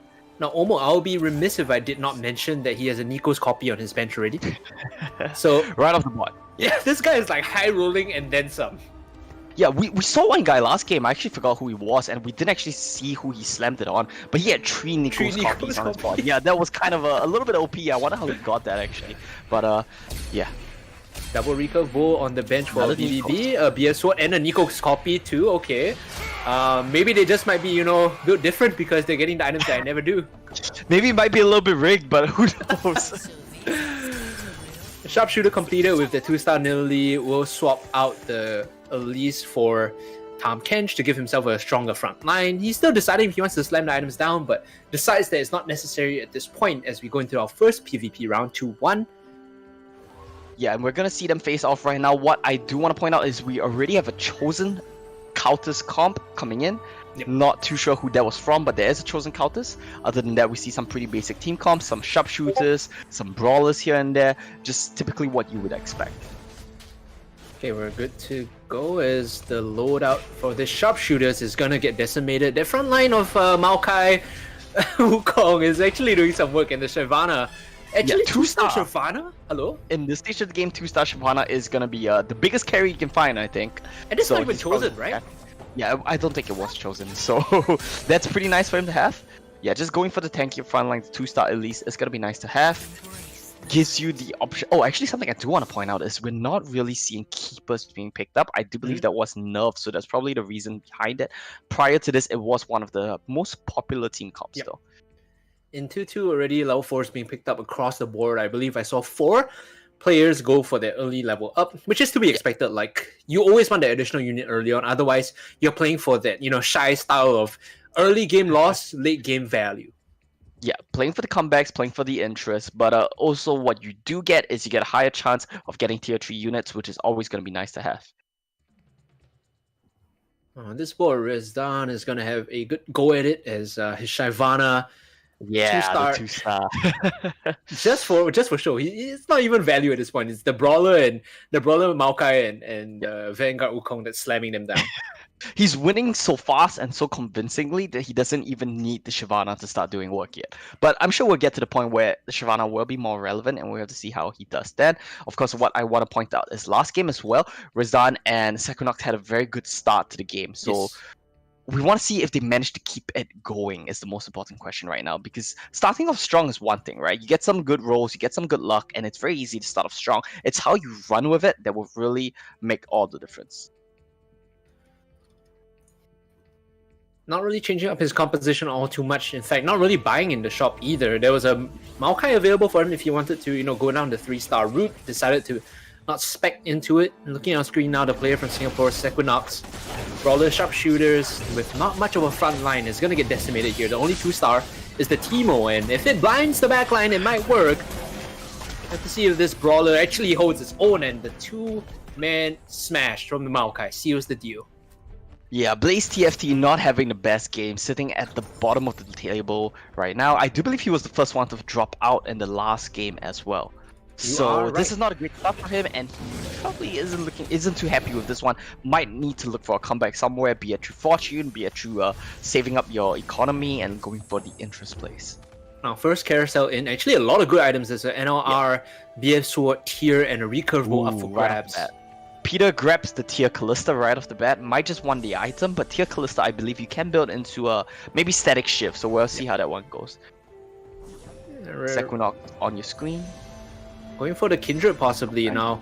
Here's Brawler's Sharpshooter. That Kindred is going to fill up the Spirit lineup pretty well and possibly move him into Executioners if he wants to play Kale. Oh yeah, that's possible as well. I do remember a couple of maybe not even patches back. I think it was a different set altogether where Kindred was one of the biggest carries in the game. I do believe it was in a Shadow Team comp or something along those lines. Kindred still can do that, but it just pales a little bit in comparison to some of the other units available right now. Peter right now, that's why he took the Callista, because his Callista is 2-star right now with a Ginsu's as well as a Tier. Of course, the Tier is not going to help too much right now with the Callista. The Ren isn't based off your mana cost, so we'll have to see what he wants to do with that one. Now you brought up that with the Tier, he could definitely go into the static shift if he wanted to spec towards that Callista as his main carry. We'll have to see if he decides to do that though. Money not looking too good for Peter right now, actually spending a lot of it, so no interest in the bank accumulator at all. Yeah, he's going for the early power, and I think that's what you want to do when you have a duelist team comp. You just tend to want to roll early, make sure you can get your duelist up and running, and get as many of these strong but cheap units as possible. Oh, look at the Callista doing work, man. It's the Ginsu's, man. The Ginsu's is so good on Callista because you're landing these autos, and once you get them to the execution point, it's just like you rip them out, the Ren just goes to town. Yeah, he has the Duelist passive to stack the Ginsu's, and the Ginsu scales with the Duelist passive. It's just all so good for him right now. And this Callista is probably going to be able to tide him through the early stages of the game, although you probably don't want to play the scale as a Duelist team comp. You want the power now, and you want to get it going. On his board, he's holding a couple of cultists, thinking, or at least considering the fact that he doesn't he doesn't really mind speccing into 6 cultists too. He has the options. He has the options to roll into Cultist Duelist, so that's possible as well. But other than that, we do see an Olaf Keeper comp come out right now. This is going to be pretty nice. He has Keepers, he has Cultists, and he has the option of playing into Olaf. So we'll see what Werit here wants to do. He had a pretty poor start in the previous game, but sitting at first place right now, going to be happy with this one. Yeah, going up against his opponent, Peter. The Callista. Callista is just gonna shred the Olaf potentially. Yep, doesn't even get any of the damage off, and with the Galio coming in, now he has a front line to deal with, to tank up for him as the Callista goes to town. Look at the Callista, like the attack speed is just uncapped right now, just popping off. Yeah, there's not much you can really do against the Callista at this stage of the game, unless you have something which can threaten her in the backline, but that's very unlikely as well. Maybe, you know. Yeah, you're gonna need some kind of assassins or some kind of mages to threaten her, but I don't think anyone has that right now. It's too early in the game. This is a possibility. Yeah, he's playing for Cultists, it seems. So Olaf, Olaf is one of the biggest carries, but it's just too weak at this stage of the game with no items and with no levels. He just sells it. He's like, it's too early for this. Oh wait, no, he didn't sell it. He placed it in instead of the Brawl. So that's pretty interesting. I guess the idea here is he already has a front line of Jarvan and Elise, right? So he wants to see how this Olaf works in this PvE round and 2-7. Maybe there's some value to be gotten from there. As the Spatula has the Tier on his item bench, so the items that you get here might make or break the Olaf decision, which is why maybe he doesn't want to sell it too early on. 2 Head of Justice is all that he has right now. What is this gonna be? This could be a Luden's Echo or Jewel Gauntlet, which is pretty nice. Unfortunately, no real Jewel Gauntlet carriers just yet. Maybe you put it on the Jarvan, but even then it's 1-star Jarvan, it's not ideal. So item situation wise, not looking the best for Werit, but we'll have to see if he manages to pivot off this. Yeah, apologize. It's a Hand of Justice. Looks like a Spatula, you know, they're all golden, and my Omen eyes are failing me. You got golden coins here on this board as well. I actually quite like this one. Yeah. It's one of the nice board skins, I feel. Chinese New Year skins are always a favorite for me. Like every time I buy skins, it's always the Lunar New Year Rebel ones. Oh man, the Lunar New Year skins are so nice. I love the Aphelios one personally. Oh yeah, dude. Unfortunately, Aphelios is not in this set anymore, so that's a little bit sad. Mage Dragon Soul for Shy, so it's something that he's comfortable with. It's something that he's played in the first game to great success. Now opting to pivot that direction with the Vanguard to provide himself a pseudo-tanky line of sorts. Shiva, the Z on the back line is actually doing some decent work, so if they can get rid of it, he won't have that much of a threat. GA is popped. Okay, they killed the Annie before the shield comes up, and I think that's actually quite a big deal right there. It was so clutch because if Annie gets the shield off, they might be able to buy time for the Z. But TF in the early game stages is actually a really strong champion, so manages to do a bit of work there with the mage passive, cast twice on the wild cards, and it's going to be doing a lot of damage. Mr. BBB right now has the fortune comp himself after Shy in the previous game was the one to run it. So he has the option to scale up. Unfortunately though, like, he is getting a little bit low on HP and he doesn't have too many great units right now, so he might have to keep the loss streak going for a while longer. Of course, Shy lost to his 29 HP before he won. Exactly, so right? There's a bit more to go. Yeah, I was gonna say the lower limit for Shy was 29. Like BBB is leagues ahead of that, and he actually has 44 gold in the bank too. So if he does win, that is gonna scale up. But it only gets worse from here. Look at how brutal this is. It's a bit rough. It's a bit rough for him right now. The Zed's the only one that really does any damage at all, and it's a 1-star Zed. So Peter TFT though on a 5-win streak right now. At 90 health, similar to Worrit, so they're leading right now in terms of resources and health. Just below is Keen and Rezdan with 88, and Sequinox trailing slightly behind at 84. And then you have, of course, Shy, BBB, and Blaze at the bottom of the table.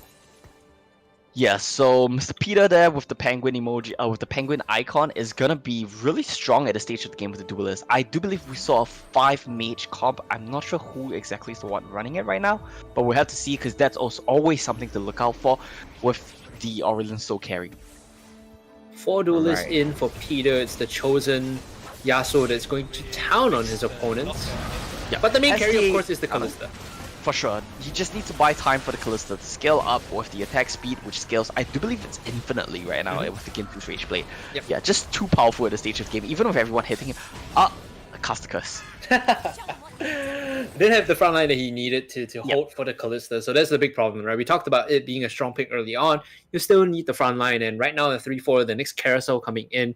See what the choices are. Blaze and BBB have the first choices in. It's gonna be a Sivir pickup and a Nunu, I believe, for Blaze TFT. Yeah, and we will just see the Crit Glove as well as the Chain Vest being taken off the board. Chain Vest, of course, we talked about this, right? One of the most versatile items early on. It could give you a damage item in the form of the actually no true damage item, but it could give you some really strong aura items like Locket, some Fire Cape, as well as the GA, which is always good to put on your carries. Anything interesting here? We do see Sequinox with the Xayah Negatron Cloak. Nothing too big, I think, nothing too game-breaking right now, but we'll have to take a look at each individual board before we know for sure.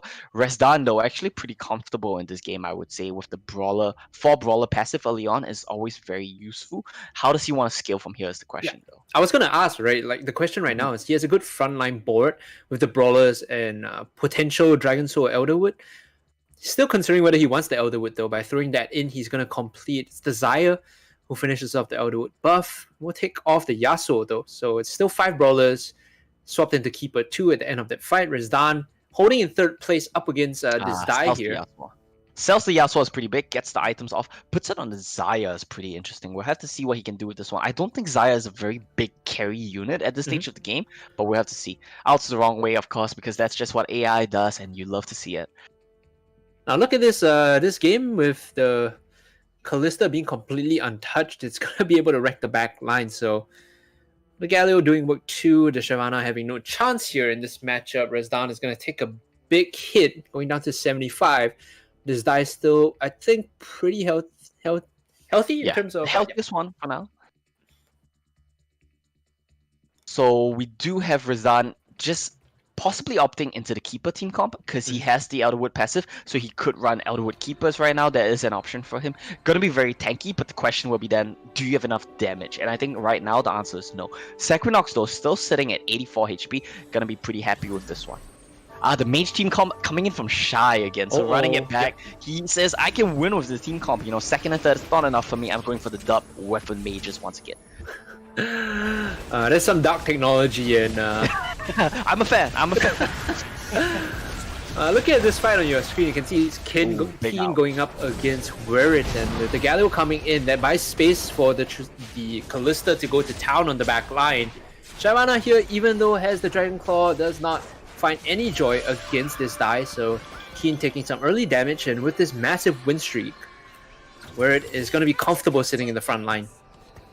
Oh yeah, for sure. And other than that, let's take track of the game right now. Blaze is still sitting at the bottom position, 38 HP. BBB not super far behind. I just want to know if he has cashed in on his fortune bonus yet, because that's the big one, right? That's the deal breaker. Once you cash in, you can swap up your bot.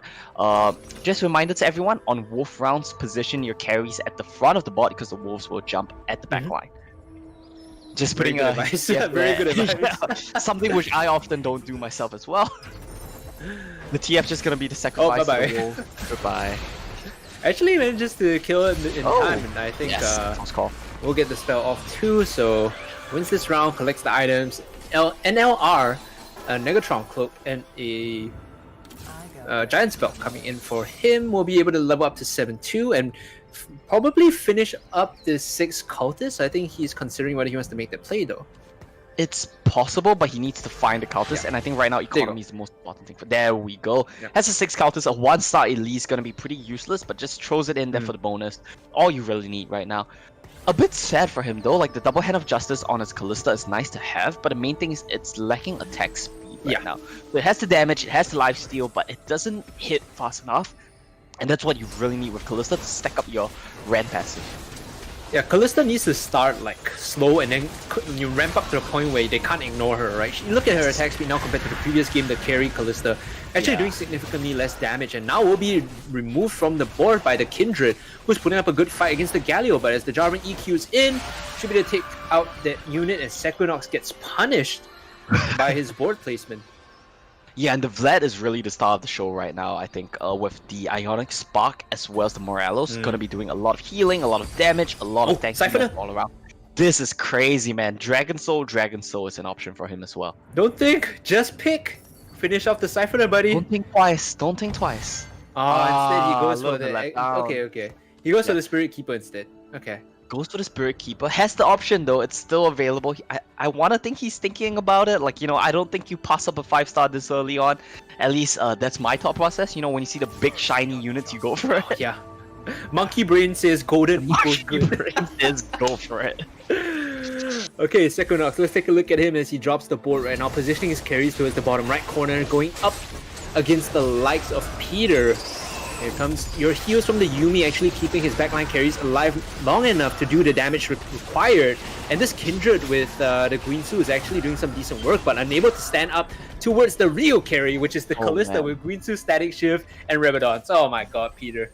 So he did get a Static Shift like we talked about, but what's interesting is, why does he have a Death Cap? Does it work on a spell passive? I don't think it does, right? When you ran them, I don't think Death Cap matters. Because you only ran when they're at threshold. Exactly. So if I'm right, there is no real value coming in from that. I am going to double check just to make sure. Right. Okay. Okay. So the spell passive, the spell power does add to the bonus damage of each spear. So he can run earlier. Yes, she can run earlier. Right. So then that's actually really nice, because if he has so many attack speeds, his win condition then is to just stack a bunch of spears, and each spear will count individually more. So that's actually pretty nice synergy. We'll see how that one works out for him, how far this Callista can take him. So at 2-star, it's 6% times spell power of maximum health damage, right, when removed. So with the additional spell power, you actually get to execute much quicker. Yeah, that actually works out very well, but a little bit unfortunate for Weird here. Like, he had the big, huge cannon ulti on, I think, every single unit, but just wasn't enough follow-up damage from that one. BBB looks like he's starting to come back in this game. We didn't pay attention to him for a while, and he starts winning games against our top placing players right now. Second to go in this round goes for the BF Sword on the Cho'Gath. Now, this Cho'Gath has no practical value in this lineup. I think he's just looking for the BF Sword instead. Yeah, highly likely. This Talon is nice though, has some pretty good items with the Last Whisper, GA, as well as the Runa's Hurricane. Gonna be hitting a lot and gonna be hitting hard. Yeah. Meanwhile, you can see on BBB's side, Dragon Soul Mage was the play for him. I think he picked up a set 2 if I'm not wrong.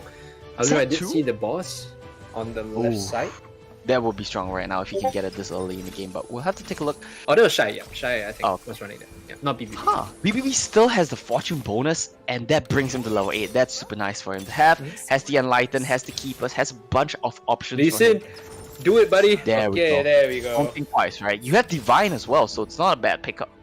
Does he want Does to he want the consider set? the set? Yeah. Yes, Okay. there we go. Swaps in the set. What does he swap out? What does he pick up? I can't even keep up. The APM's too high. Got the Sejuani on for the Vanguard too. It was the chosen Sejuani for the Vanguard. Alright, so he has the Morelos as well for the AoE, so that's great for him to have. AoE healing reduction GA as well, to make sure that Morgana will get off her giant AoE Morello field no matter what. The spell itself, non-factor, right? You just want her to get the Morelos proc down.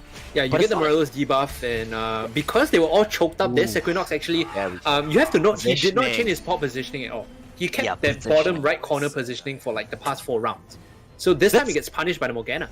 Yeah, this is the default, right? That's something that people tend to default back to, but you have to really spread out your bot once these AoE heroes start, the AoE champions start coming in. Champions like the Cannon is another huge one that we saw as well. Sejuani as well? Yep. Yeah, that's huge double AoE, as well as don't forget, Irelia and Shen have AoE of their own. So this bot is just gonna threaten you so hard unless you can spread out your units. Yeah, Equinox again not making any changes. Meanwhile, we saw another clump up there from Rezdan, I believe, was the one that had all of them in the center of his board. So we'll pay attention to the board placements as the combat ensues here. It's Rezdan. Yep, there you go. This is the center clump, right? Yeah, this might is hurt with the not what- Sejuani as well as the Irelia.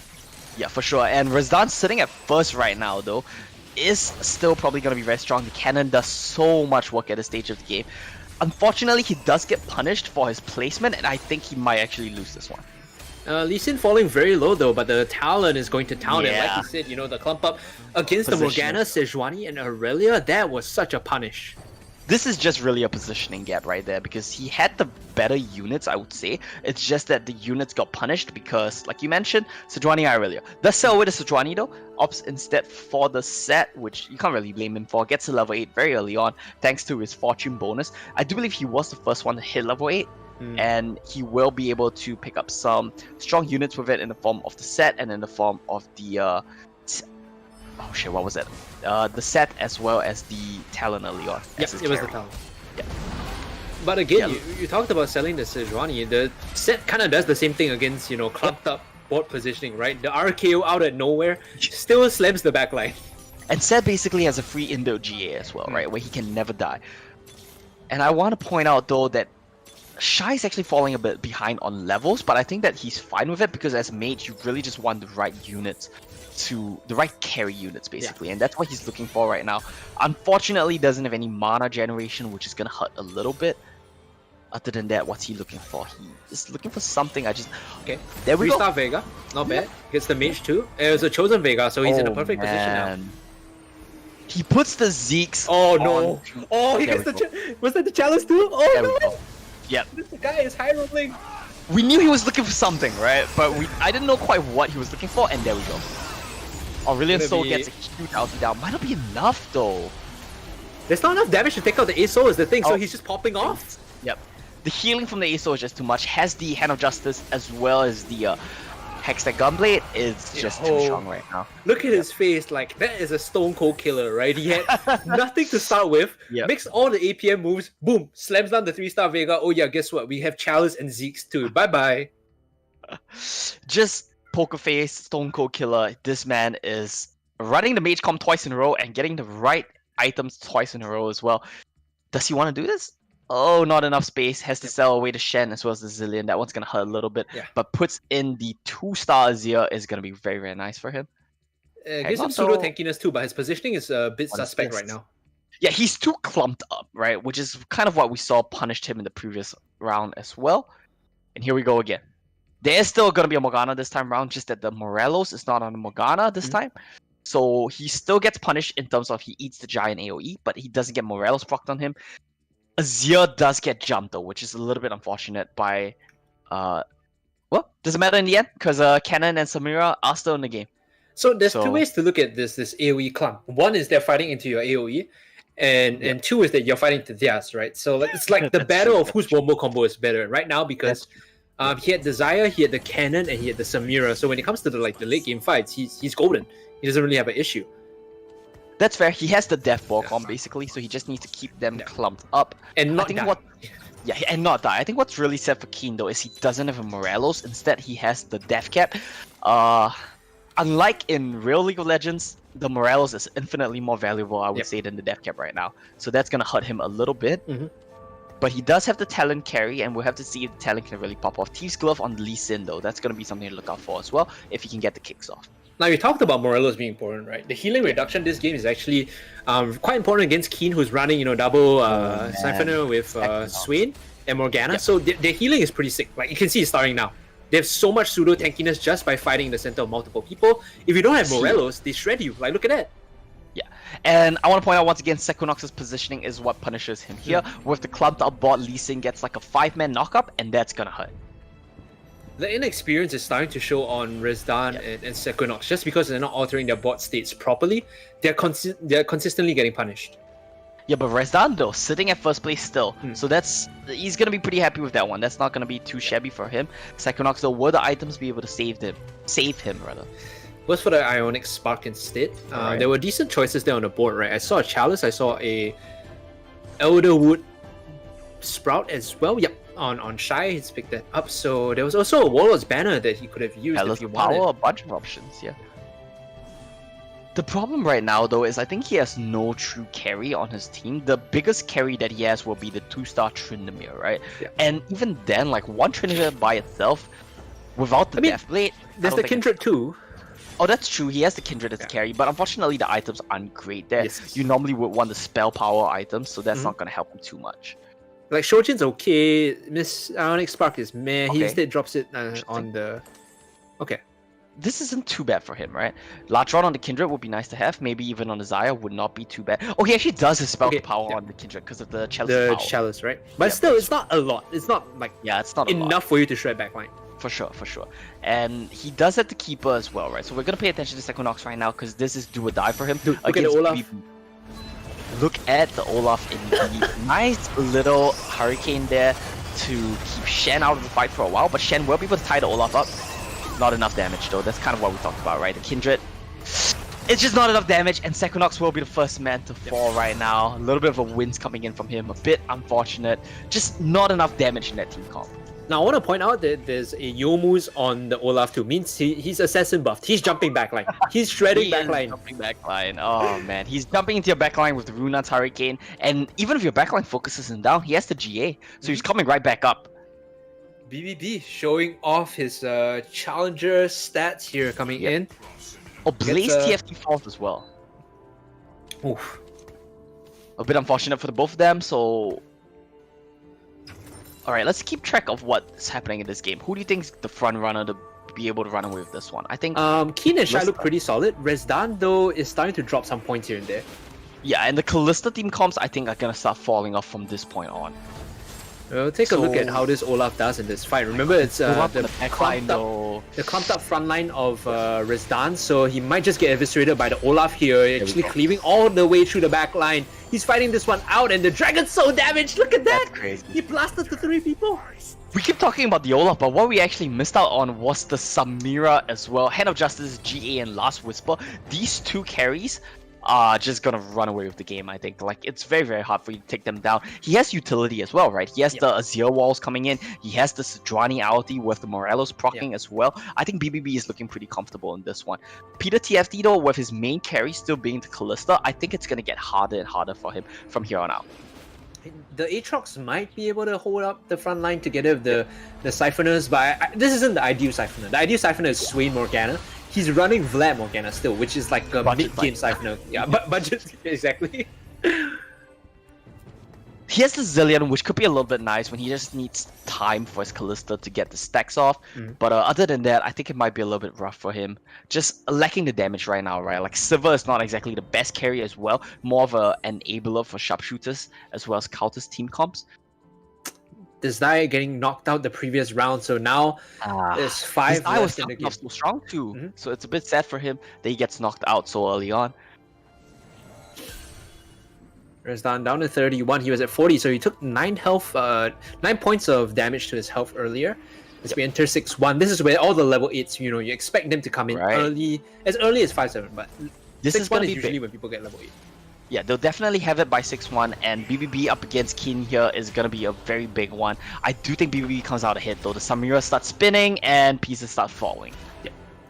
Great damage coming in from the Simira Olaf tag team, and the front line of the Aatrox, like, he just needs to survive. All he has to do is survive. You just need time for your Samira to get her.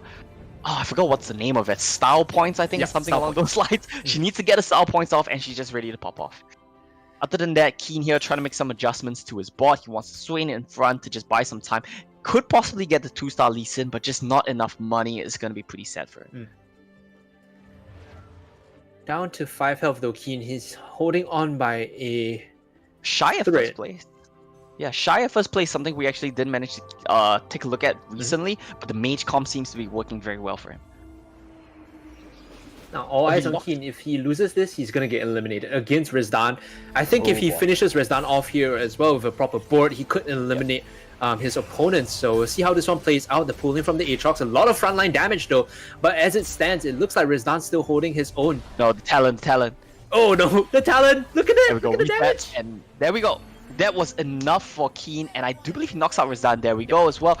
Keen keeping himself in the game, locks the carousel last round actually as well, so he will manage to pick up a 2-star Lee Sin. Gonna be super nice for him. 7 mages again from the Shy. I don't know how he keeps getting away with this, but almost. Yeah. Same top 3 finish as the previous game. Shy, BBB, Can't say I'm surprised, right? Can't say I'm surprised. I think we're starting to see a clear top 3 being formed right now, be it in terms of whether they're just managing their economies better, they're managing their positions better for sure. And the nature of it is such that if you finish in 3rd place, you get 6 points. After 3 rounds, if they consistently finish top 3 between each of them, all of them will be like viable and eligible to finish as the champions. Definitely. I think at most we'll have one more game, and then one of these 3 men will start contesting for the championship placing. Yeah, this Talon is actually doing a lot of work. Shy is actually going to drop here to Keen.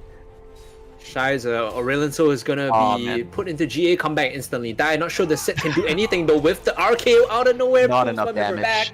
Shy is actually gonna take a boatload of damage and be eliminated. So now we're down to a top 2. BBB. Yeah, I don't know if you caught that one, but a sigh of relief as he rubs his wrist out a little bit.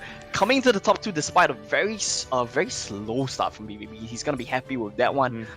I think Keen lost to someone's ghost as well, because he was definitely higher than 5 HP the last time we saw him. You are right. He did lose to the ghost, and now he's going to be going hits up against BBB. 5 health to 2 health. It doesn't matter what health you have. It's for all the marbles, ladies and gentlemen. Which board is better right now? We look at Keen's setting up this front line of Yon and Irelia. The back line, though, pretty strong for him, as his opponent has a massive tanky front line too, with the Olaf as well as the Sejuani. We'll see how this one plays out. Yeah, so I just want to very quickly point out Samira and Olaf versus Talon, and I'll leave it up to you, Hungry. Okay, let's see this one jump in right away. BBB versus Keen for all the marbles. The winner is going to take 1st place. Fight erupting though. The Swain in the middle of everyone actually looking to slam the redemption down. He gets a lot of heals off, and the backline actually jumps towards the target dummy. So this is great coming in for Keen. His Swain is just doing all the damage in the world. He's gonna survive through with the Warlord's buff as well. He's gonna finish this one up and knock BBB out. Keen again finishing 1st for the 2nd match, I believe, making his lead official. 20 points at the end of the 2nd round. I don't know if you caught that actually, but what he did there was so sick with the redemption. He was holding it over the lowest HP target, waiting for one of his units to die, because redemption procs when someone dies, right? He had it over the Swain, but then the Swain outed and gained a huge amount of health back, and he swapped it, and I don't know who he put it on exactly, but he placed redemption down just as one of his units died, and it gave him like a huge influx of health. I think it saved him from the Samira ultimate as well, actually, and that won him the game. So we talk about how like so sick. Yeah, mechanics might not be the biggest thing in TFT, but if you want to be the best, mechanics are actually going to help you out. Keen with 20 points. There we go. Keen with 20 points. Just behind, trailing slightly, is BBB at 16. The Shy at 12. Or not the Shy, but Shy at 12. Rezdan holding strong at 10. Peter 8. We're at 6. Sam and Rashad not doing too hot at 3 points apiece. Yeah. a little bit unfortunate for the bottom two, but we do have a possible winner already. If Keen wins one more game, he's gonna be the champion based on how the format works. Of course, BBB and Shy are still in the running, even if Shy gets third place. So basically, the way we want to look at it right now is this: as long as Keen does not win the next game and BBB and Shy place in top 3, that means that the round after that, whoever wins it will take it all. Yeah, it's gonna be do or die for BBB and Shy here as Keen looks to close it out and make it an early day. First place gets him that hefty 15,000 HKD prize pool and bragging rights, you know. And I'll give it to him. It's not a fluke. Everything he's done so far has been like so smart and so methodical. The way he plays out the mid game, even when you were bringing up the point of the redemption, I was like, I didn't see it, but I saw him hover it. I didn't see who he slammed it on, but the fact that he did it just to get the health back in the last minute crazy, is nuts. It's nuts. Yeah, that is the TFT mechanics we're actually talking about, and I'm actually really impressed because if I'm not wrong, correct me if I'm wrong, I do believe that Keen is the Masters player coming to this, right? Okay. I can double check for you right now. So yes, you are right. Keen is the Master player coming in. Right, so the Masters player has actually been outperforming 3 or 4 of our Challenger players as well, so very impressive showing coming in from Keen. We will be heading into a very short break this time around though, so don't go anywhere and we'll come back to see if Keen can take this whole tournament away.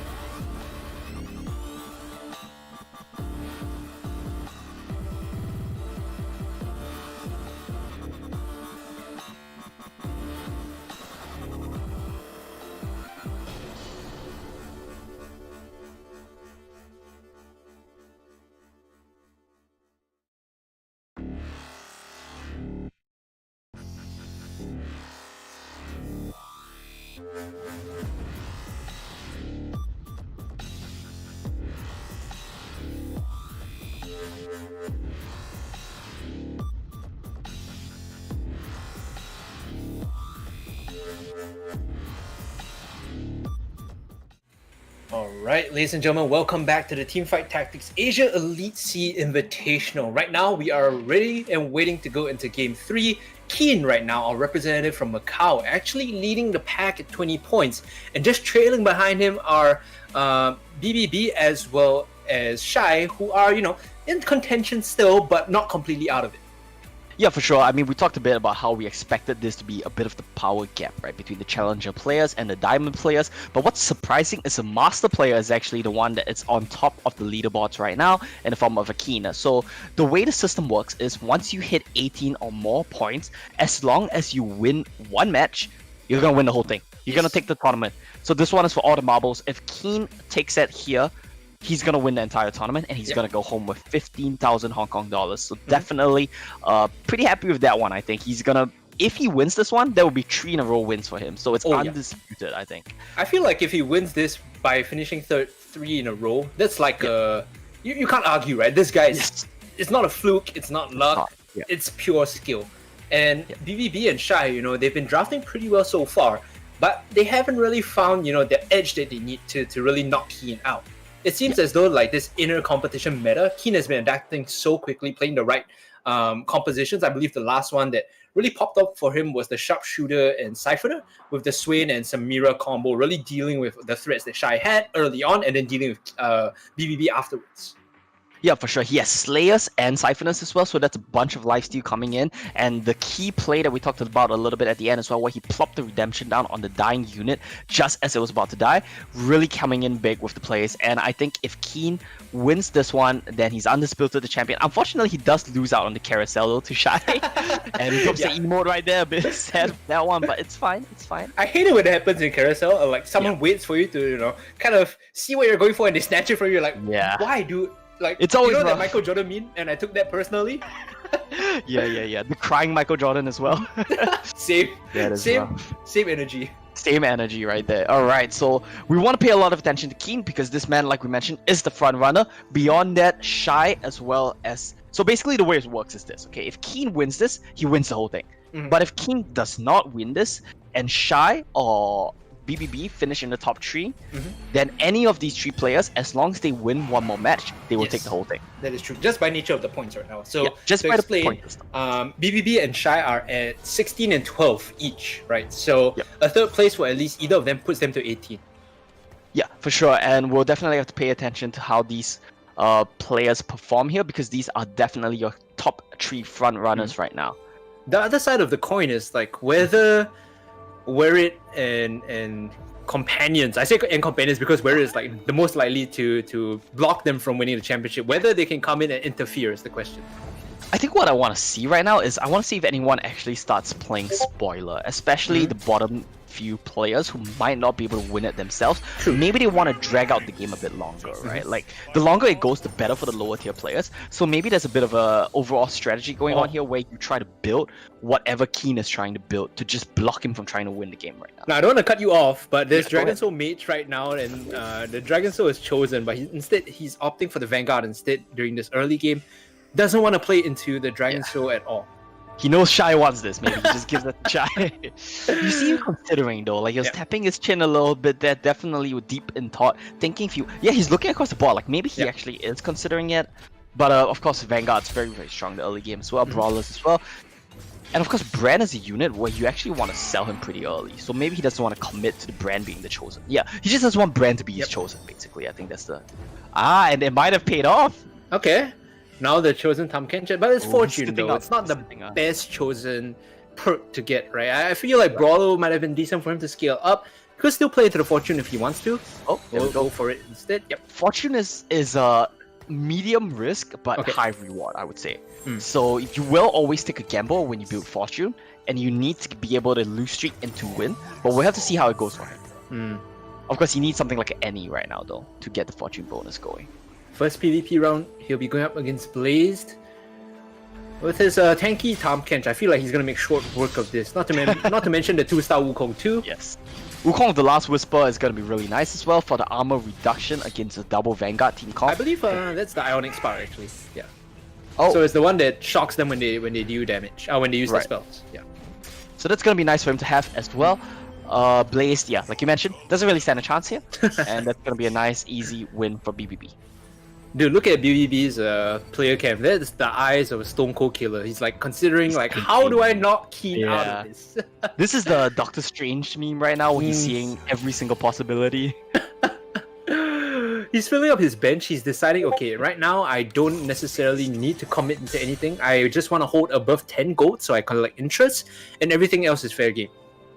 Yeah, I mean, I think this is a bit of a tough situation because he has to consider how he can win the game. Because the only way you make sure you're still in it, you have to win to make sure that King doesn't win. That is correct. Right? Yeah. And we see a early preview, I think, right now. An early game 1v1 between these two.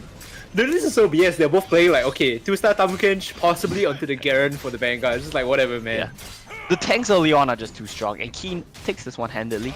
Might be a preview of the whole match, but hopefully not, so we get to see a couple more games here. Worth noting that Keem bought the level 4, so he does have Yes. the additional body on the board, which is why, he was more able to take that round. Early investment into some early pressure onto BBB. Yeah, the early level 4 is always nice to have because you open up the possibility of rolling a tier 3 unit, but mainly for BBB. He just wants to diversify right now. He doesn't want to go below the income breakpoint, and he wants to make sure that, I think he wants to look for fortune units right now. Because even if you're losing, as long as you have fortune units and you can start stacking the loss bonus, it's not too bad to be losing. Okay, sharpshooter is his play. Okay. The ninja is good too, right? I think the ninja more than anything is kind of valuable because at one cost or like at one unit spot, it still does decent work.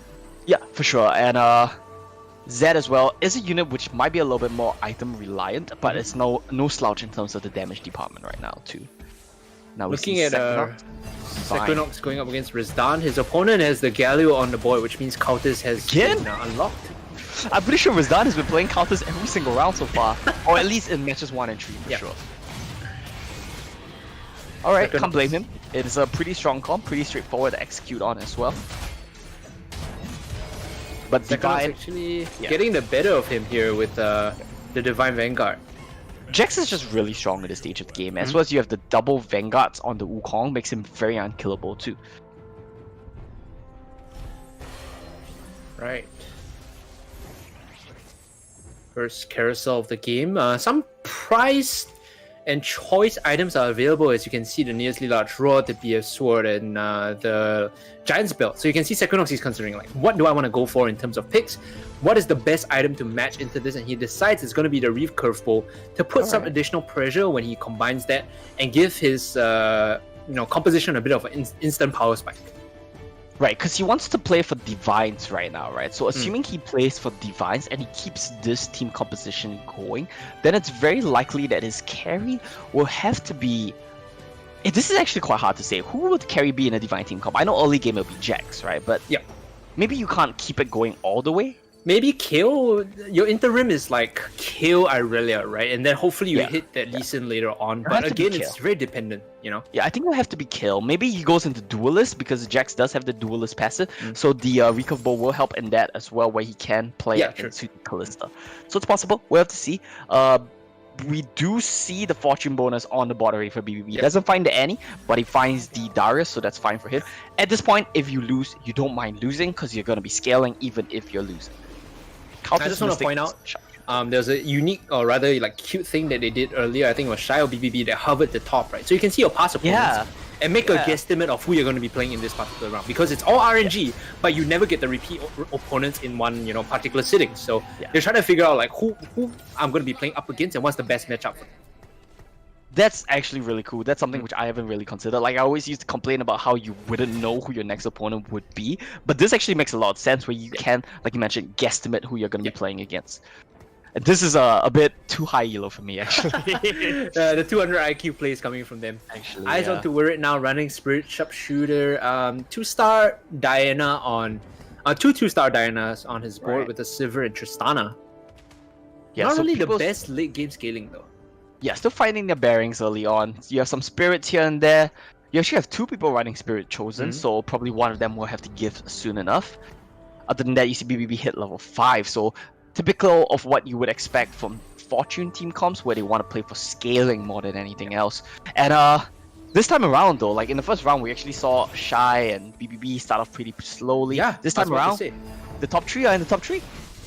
And they're holding strong too, right? You look Oh, at their ability with their compositions to scale into the mid game. Definitely, they're nothing lacking at all. They're holding strong, and this time, where it is going to get punished heavily, takes a huge chunk of damage, taking him down to 76. Yeah, the counters comms are just very strong early, especially once you hit 6 and you get the level 2 Galio. That is going to be a huge problem in the early stages of the game. Of course, it does fall off though. So like we keep talking about this, right? Sometimes Resdan and Sequinox will start off strong, but they fail to find their footing to carry that one forward. So we have to see how they manage to continue this one. Let's Keeper is pretty nice early on though. You have 4 keepers. yeah. The iffy thing about counters, like you mentioned, is like, what is the late game options you have? Like, is it Zillion, which doesn't really do damage? Are you going for ADC, main carry Silver? Because right now it looks like Resdan is stacking items on Silver, right? But it's only 1 star, you know, he's not getting to the point where that Silver is going to be hitting like a truck. I think the way you want to approach it, if you're playing a counters team composition, is you really just want to use the counters to tide you over. So be it 6 star or 6 counters, or if you're really lucky, 9 counters. But that's very unlikely, right? So you want to use that to tide you over while you hit level 8 and you start playing for the tier 5 units. And then once you hit 2-star tier 5s, you want to transition probably. That's a smart choice. Yeah. So it's mainly to use to just tide you over. But that's not what we've been seeing, right? When we see the counters, they've been committing to the counters, which I think is actually the wrong decision. This time, at least, not upgrading any of the cultists to 2 stars might just be an indication of, you know, Resdan learning from his mistakes. He's saying like, okay, I'm just gonna hold a 6-star cultist and hopefully get to the point where, or 3-star cultist and hopefully get to the point where I can pivot later on. This is a little bit interesting. He is making some cheeky changes to his team composition. Maybe just wanted the 20 gold right now. All right, so what he's saying right now is, I think you're right. He's not committing to the counter, so he slams the items on the Vlad, but that shows that he's not intending to keep the Vlad. Yeah. So this should be a lost round for him coming in against Keen. It's a lost round. Yeah, Keen is very strong right now, so is Shy on a win streak. Tries to put up a fight, but that Garen is again... These early Garens with like the items slammed on them, the Zerot and the nearly large rod is just OP, man. There's nothing more I can say apart like from OP. If Garen can get a multi-man spin, it really is OP. And honestly, with the Zerot portal, that's such nice synergy because you taunt them to come to you and then you just spin on them. If you could do that in League, that would be actually pretty OP. That would be pretty OP. Alright, please just listen for some balance changes. Alright, let me just hit up the balance team real quick. Okay, eyes onto Shy. He's running cultists and chosen Mystic with double sharpshooters. So the Mystic is the Janna, right? So they have this pseudo tankiness from the shields coming in, which is great. Additional mana regeneration too. Alright, so we do see some Mystic team comps coming in. We saw some Spirit team comps coming in. I think that would be a bit of a barrier for Shy if he wants to build into Spirit. I don't think that's an option for him. Other than that though, a pretty well-rounded team composition, but the question right now is how does he transition from here? Because a lot of these units don't scale very well. He has a very strong early team comp, right? He has the win streak going. He has 7 win streaks in fact, make that 8 after this. How does he transition from here is the real question. I was looking at his comp, so the early items are really in his favor. He had the Zeeks and the recurve bow on the Silver. You could definitely just slam it down early and then sell it later to pick up something like a Callista if you want to move towards the cultist still. Yeah, that's an option as well, but at the same time, right, Callista is also a very strong mid-game spiking unit. If he wants to look to the future, I think he needs to really start leveling. Okay, so Keen also on a win streak, so that one's gonna be a bit scary for the rest of everyone in this tournament. Yep. Because if Keen wins this one, that's it. That's lights out for that. BBB is still holding strong at 82. Everyone else below him, though, looking a bit iffy in terms of health totals. They're playing with fire right now against the top 3 big boys. Disdan going up against BBB, though. That slams him. Not even close. I feel like when you're playing a Fortune team composition, you probably shouldn't be doing this well early. Yeah. It might be a blessing and a curse because you won't get items from your Fortune. You might get some gold here and there, right? But if you don't lose streak, you won't get items from the Fortune. Bit of a slow fight for Keen here, but nevertheless, Shy versus Keen should be able to finish him off. Yeah. Shy versus Keen. Shy will win in the end. J? Oh no, it's a rock auto. auto. The shields are nice. Yeah, Dude, he's gonna be purple buff shields. Oh, look at that. The stun too. Alright, so Shy does keep his win streak going. I believe he might be on... I don't think he's lost... Yeah, he hasn't lost a match since the game began because he's sitting on full health right now. So he's going to be very happy with this one. Actually, I found some answers here for the Divine and some of the other comps here. There's the Kale and the ASOL, which look pretty tasty. The Severe looks pretty tasty too with the BF Sword on her, so that could be an option for one of them if they want it. Yep. No, it's a definitely Near possible. excuse me. So we see Rezdan keeping the keeper team composition right now, picking up some Siphoners. I don't really know if that's the best choice for him right here. Divine Siphoners maybe is an option, but the same problem is going to ensue, right? Where you don't have a carry in this team composition. You have a very solid comp overall, but who here is going to be the one doing the damage? Yep. Still has the Chosen option. It's going to be selling away the Nasus picks and possibly pivot here. He has the loaded dice, so he could full reset his shop if he wants to. In fact, considering loaded dicing the Xayah. Now, traditionally, when you look at loaded dice, right, it's one of those weird things because the less traits on a particular champion, the better the loaded dice is. You don't really have to expend too much when it comes to like random stuff. The Xayah loaded dice is probably not the best choice here. Yeah, he's probably still hanging onto that one. Yeah, he is still hanging onto that one. He's just gonna wait and see what he can get out of it. Xayah is gonna be his carry though. He's put double tier items on it, so he has the early ultimate from the Xayah. But at the same time, Xayah is not the biggest carry in the game. Like you look at the damage, it's really not the best. Yep. She does a decent amount, right? But she can't be a primary carry. Goes down to 38 health, and Rezdan might be looking at an early exit in the third match here. Yeah, might not be the best game for Rezdan coming to this one. He has the keepers. I'm a big fan of the keepers personally. I like to run them a lot, but that's why I also keep losing because you need a carry with the keepers. Okay, this might the be, Chosen this might keeper be is nice. Yeah. You see him smiling a little bit. He's considering this one. I think you go for it, and I think you pivot to Elderwood Mage. So you need to pick up the Vega as well. He's really thinking about it. I think you sell the the Elysian and pick it up. I think you have to do it. You have to pick it up because you're not gonna be above the interest breakpoint anyway. So you might as well pick it up right now and see if you get anything next round that could help you out. That is true. If this was a PvE round, maybe you could hold and see, maybe pick up some gold. But considering it's PvP against this guy in 3-6, yeah, you should just pick it up and slam it, I think. Yeah, pick it up and slam it and see if you get anything which will incentivize you to further spec into Elderwood Mages. He does win around, so... Yeah, turning it around with the Rakan Charm. The Teemo is actually doing good work on the back line with the blind, but Featherstorm makes quick work of that particular Teemo. Rezdan rather comes up the victor in that matchup. Let's take stock of the situation right now in terms of health total. So Shy lost his matchup. Shy has just lost, which is big. I saw something a little bit scary when he was scrolling through the bots just now. I think it was a 3-star Diana with double lockets. So no way. Yeah, I think it is. So we'll have to take a look at that one when we get there. I saw a bunch of those shield circles spinning around her, so that might be a bit scary. Sequinox going for the 2-star Kindred. There was a level 7 picked up on, I believe, Keen earlier. I might be wrong. Level 7 picked up for Rezdan too. Alright, so Rezdan is trying to scale a little bit right here. Now with the neutrals round, let's see if anyone gets anything nice which could carry them throughout the game. Nico with Hextech Gunblade though. That's the first Nico we're seeing of the day.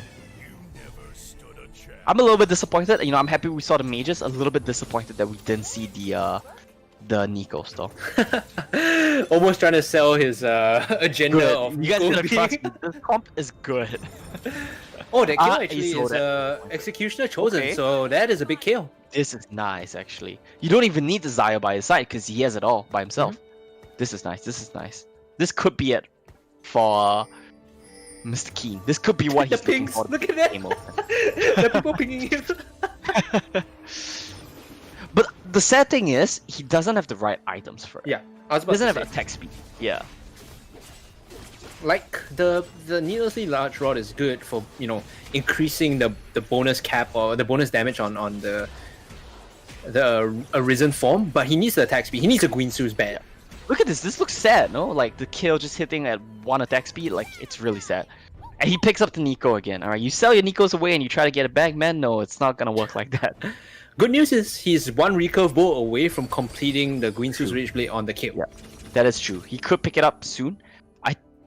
Okay, this is Equinox's bot, so Yeah, a little bit different. Because the kill is in the right corner, the left corner, you're like, Yeah. huh, why does this look so weird? Because this kill actually has items, but unfortunately not a 2-star kill. If he had the chosen executioner kill here, that might be a game breaker for him. But sadly, does not manage to find it. That went over to Keen instead.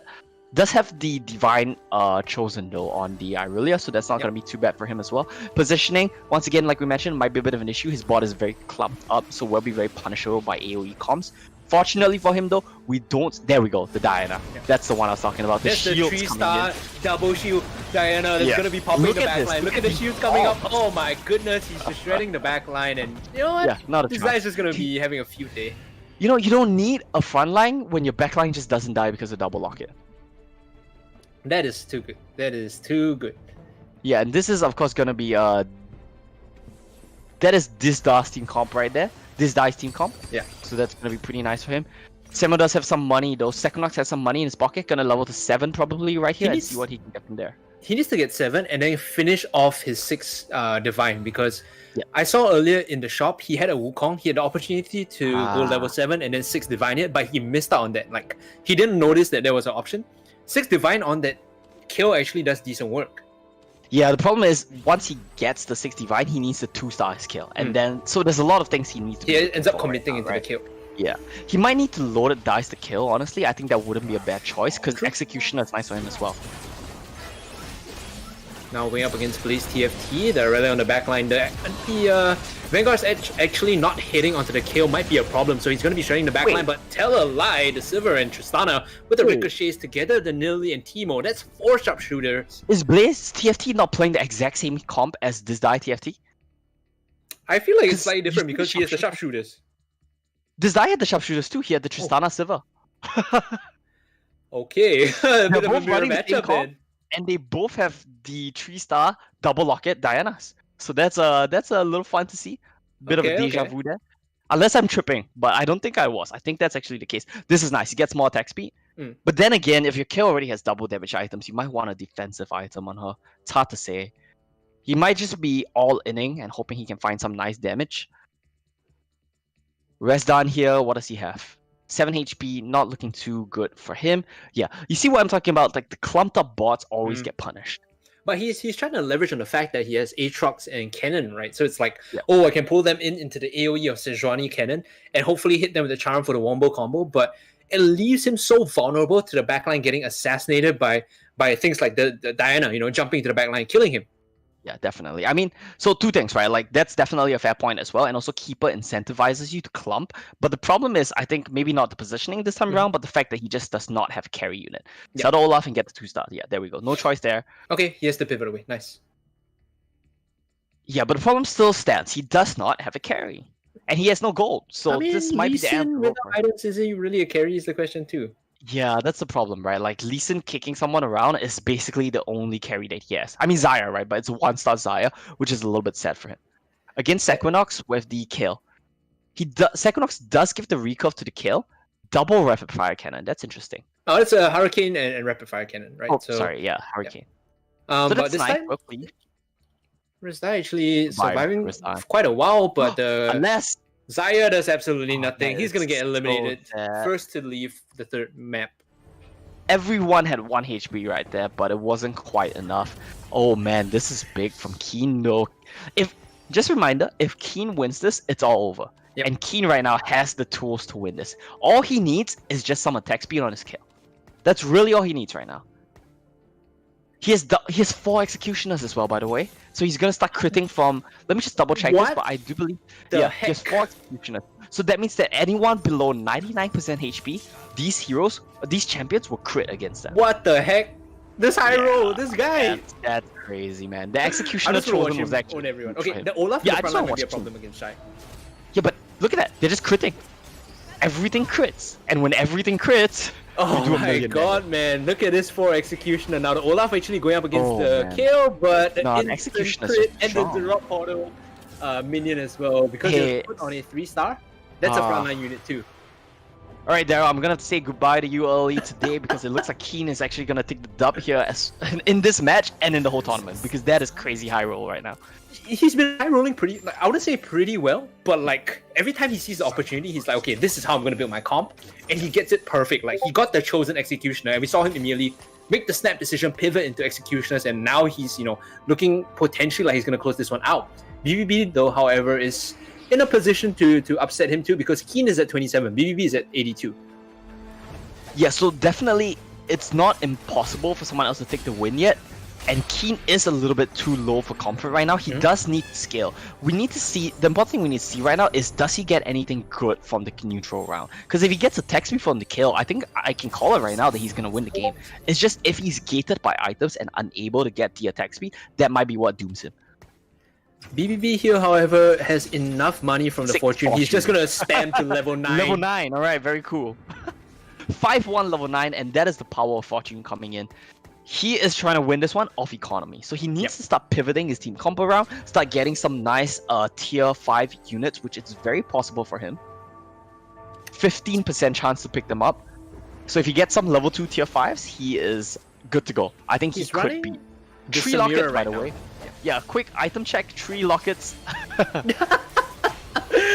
He's going against the 3 lockets, but I feel like he might have a chance against Blaze TFT right now. There's a mirror in the center with the style points and the bullet time. It's not bullet time rather, but the oh man. The yeah, level 9 is just too strong.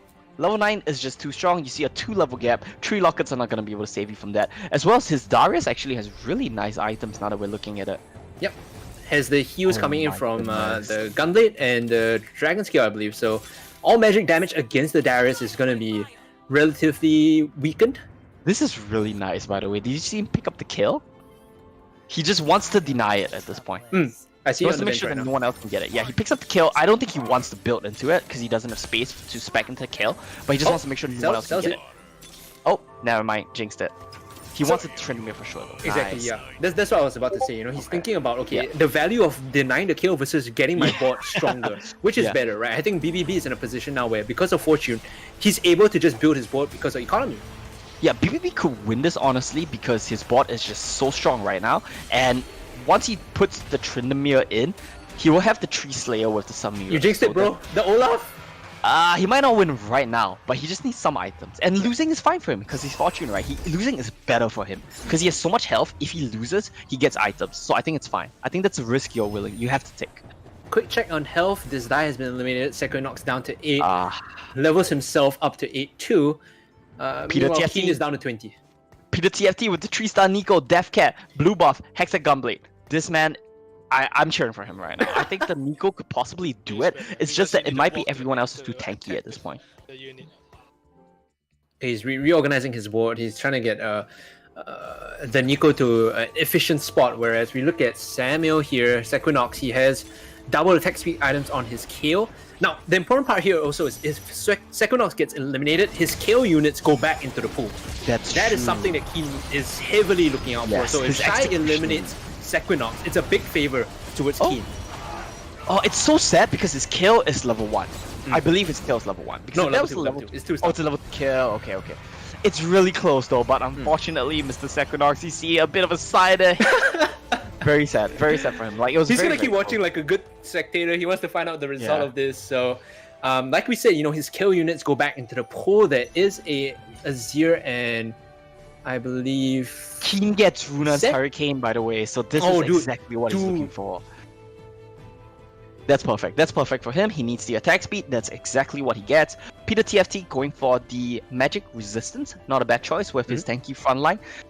Blaze TFT has the Quicksilver Sash, I believe that one is. And Shai picks up the Bloodthirster for himself. Yeah. So let's take a look at Keen, right? Right now, he's probably going to be selling that, dropping it.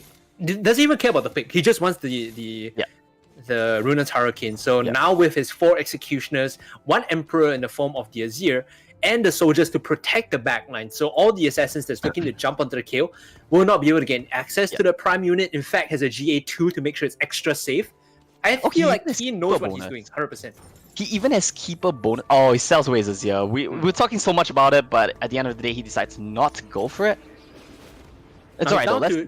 He's down to 9 health against Shy. This is make or break. kinda If he possible. wins this, he pulls back in, right? So let's see how this one plays out now. In the center of the fight, it's going to be the Jax knocked away. Kale is man. trying his best to man fight against the Wins. Pike. Gets pulled in by the Aatrox, but the damage coming in from the Olaf is negated. He actually executes him where he stands, and now he's going to win this round. Still has units to deal with, and he's going to be able to bring Shy down. He finds his win. He links onto this game, but BBB is still the front runner with 73 health. No, Hungry, he's not gonna win the game. He's not gonna win the round, sorry. He's gonna win the game, I think. It's very likely. The problem facing him right now is his economy is in the dumps. Like, he can't level to level 9 for sure, and he can't afford to level up his units, which is such a shame, because his Yuumi as well as his Kindred are both level 1 right now, and that's rough. That's nice though. 3 Adepts is not gonna be too shabby at all. Slowing down the attack speed of the Olaf is gonna help him a lot. I was about to say, you by slowing down the early attack speed of the Olaf, he doesn't hit the uncapped attack speed of the Winsus that quickly. So it's actually an answer coming. He repositions his board against Peter because he knows that this kill is going to be a prime spot to smash the backline once he gets his passive off. So he's going to immediately evolve here with the mana bar up. Wait. Whether it survives is the question though, because his backline is getting eviscerated right now. I think he might just be eliminated here. Yeah, he's out, I think. He's just too low health, and unfortunately for Mr. Keen, he does not manage to do it. I see the logic with putting a kill in front, but the problem was the kill, it's not that the kill would die, it's that the kill was CC'd for too long that he couldn't stack. Yep. So that's very unfortunate for him. Yeah, but the good news for BBB and for Shy is this top 3 placing is gonna place them both in contention to win the whole thing. So that means going to the next round, BBB, Shy, and Keen, if any of them win the next round, they win the whole thing. Yep. Peter here looking to play spoilers somewhat. Like, he's not going to deny them the 18 plus points, but he could potentially find himself in contention for first place too if he finishes first place, I believe, in this round. So that is an option for him. Yeah, I think he has to win it because his points are not enough. He has to win or at least get top 2 here to make sure that he would be in contention for the whole thing as well. But we're looking at the front runners, we're looking at BB, we're looking at Shy. 73 against the 34 and 32. Even added up, they're nowhere close to this guy, right? So his board state is pretty insane. He's still holding on to Fortune, if I'm not wrong. Yeah. So he's still cashing out. His economy is great. He's level 9 maxed out. He just rolls whatever he wants and hopefully finds the units that he needs. Right now, it's the Samira that's level 2 and everything else looking solid and steady. This is the ultimate Fortune game right now. Like, this is the game you dream about having when you run Fortune. That's exactly what BBB is having. It's 6-1 right now, and he's been level 9 since 5-1. So I'm not sure if you saw what he was doing, but he was hovering his Samira and looking at his opponent's board, thinking what's the best position to put it against his opponent, because he knows more or less who he's going to go up against. It's 50-50, right? So he has a smart choice. He's deciding where he wants to put it. Now this Samira left completely unchecked is going to have S on the style point, and the Inferno Trigger coming out, just shreds the backline. Great stuff coming from BBB, understanding the game on a macro level as well. Now he just looks bored. You see, like, previously he looked like deep in thought, very contemplative. Now he is just bored and waiting to win it all. Like, he hit level 10, by the way. Yep. He got Force of Nature, so he's 10 units right now. I was about to say, like, what is this guy eating? This is the dream Fortune game. Like, it's not even close. This is when you economy, you Fortune, and you just roll the whole game. See, again, he's thinking where I want to put the Samira because he has to position it properly, right? Or the Civet, rather. He has really good items as well in the Samira. Last Whisper GA lets him dash in with impunity, and he will just do a bunch of damage. Here we go again.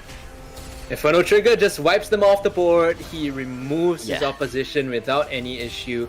I believe that was a Ghost board, so with this fight going the way of Shy, or rather Peter, Shy is going to be taking some damage here, down to 24. Yeah, so basically right now it looks like Peter and Shy are competing for second, but the one who gets second, it's not who's the better one out of 2 of them. It's the one that doesn't face off against BBB. Basically. That is true. Yeah. If you face off against BBB right now, you probably instant die, even with 24. Yeah, he's probably just gonna like destroy whoever he's up against. So the important question now is whether they manage to face off against each other or each other's ghost. That's basically what they're hoping for at this point. Let's see, as Shy is stroking his chin, deep in thought. Yeah, he is deep in thought. Did he luck out on the draw? No, he did not. He's going up against BBB. He might live because 24 is a lot of health, but that means he is 1 loss away from lethal. Right now, the BBB fight going actually- the way of BBB actually, just holding the Oh, front yeah, line. of The course. GA is going to be popped by the Olaf. Oh, this might be 24 actually. Set does absolutely nothing when he comes back in, and ladies and gentlemen, lives. that might just be 24. Nope, it's just 14. Does enough damage to mitigate the. Oh Ooh. no. Who did Yeah. Peter lose to? I think it was the Ghost, The of Ghost, BBB. yeah. because I saw them. So BBB, you know, just killing everyone at the same time, just chilling. Shy doesn't even need the. That's not a sigh of relief. That's a sigh of disappointment. A sigh he has given up, but at least he knows that he has 18 plus points. That is true. That is true. He knows he's in a position to still win in the next game.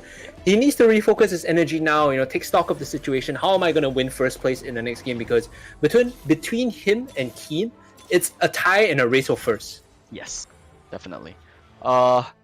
Him, Keen, and BBB are all in contention for first place.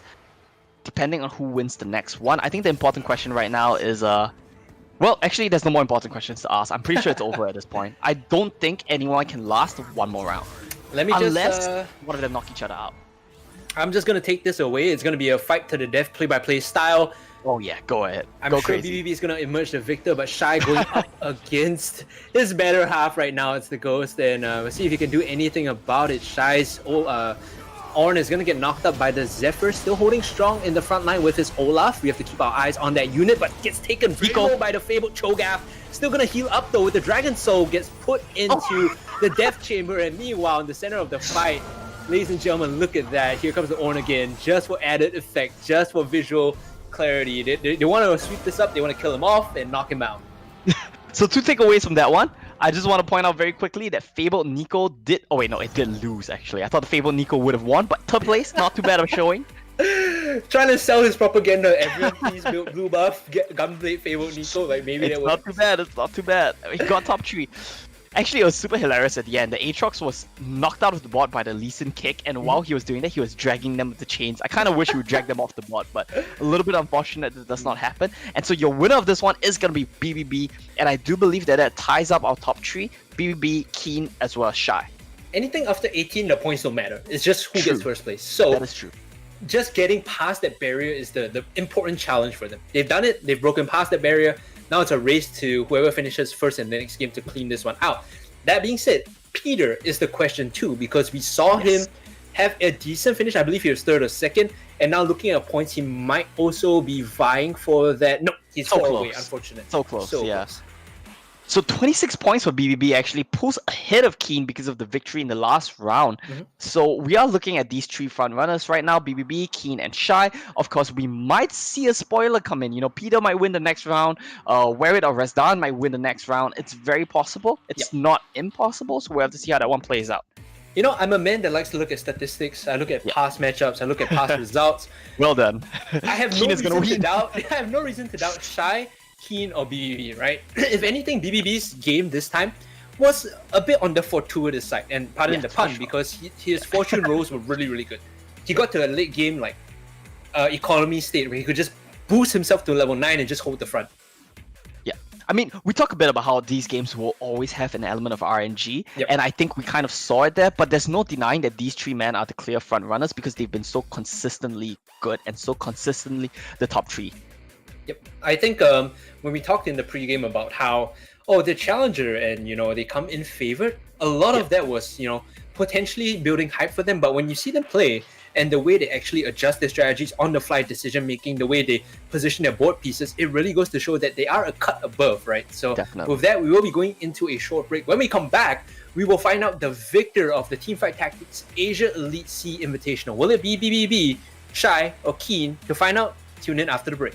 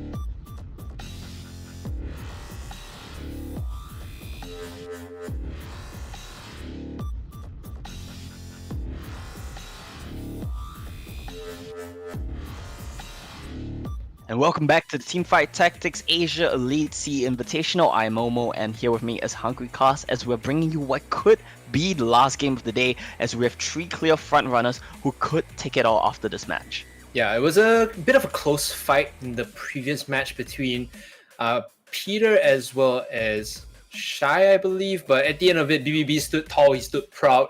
With his health total, he has so much resource to work with, right? At the end, it was like 70 versus 30-30 or something like that. And his board was sick too. He drafted the early Fortune, lucked his way out into big value.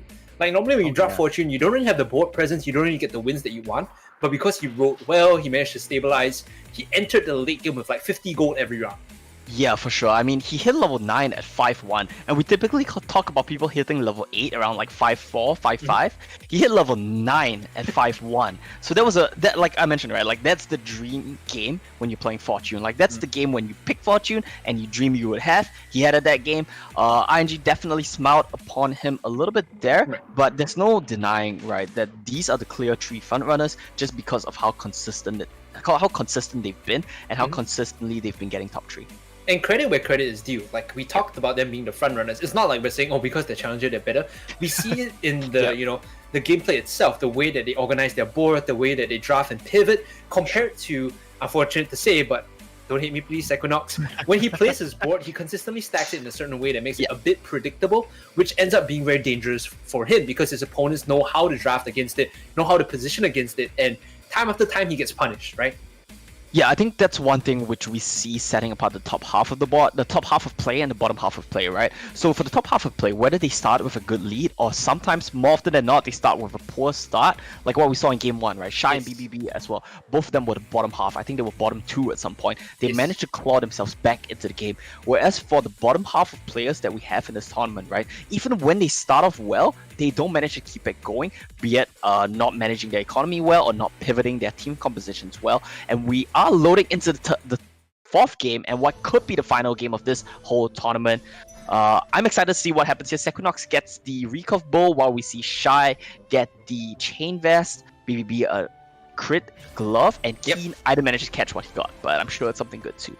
Yeah, knowing these players, like whatever item they pick up, it's always gonna give them a lead into their later draft. So I believe we don't really have anyone picking up anything particular considering it's the first round, but Shy's tendency so far has been a preference towards like early Divine Vanguard brawlers, right? I think he enjoys having that front line first and deciding where to pivot afterwards. So he normally does, Garen or potentially Wukong early and try to stabilize by the time it's 2-1.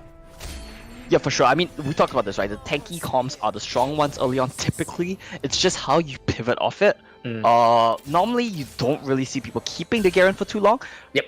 Alright, 2-star Nidalee coming in from BBB. We did see one exception though, which was the 3-star Garen with Dragon's Claw, Bramble Vest, and Zero Portal, making it all the way to the last few stages of the game. So unless you have a decked out Garen like that, I think most of the times it's more about how you pivot off of it.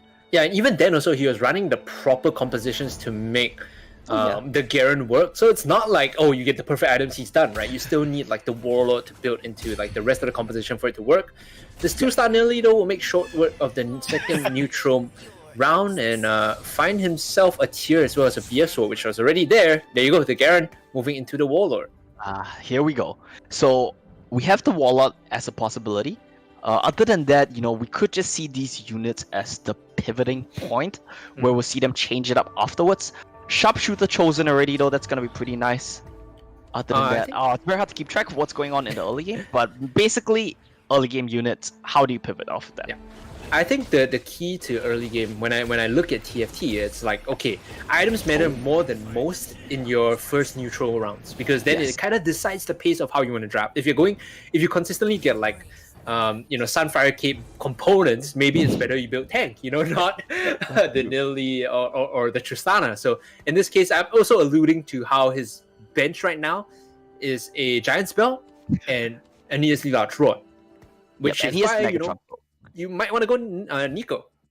For sure, that's a possibility as well. He has the Negatron Cloak as well, so very tanky team comp. And Razan here with the 4 Vanguard comp. Okay, I see you.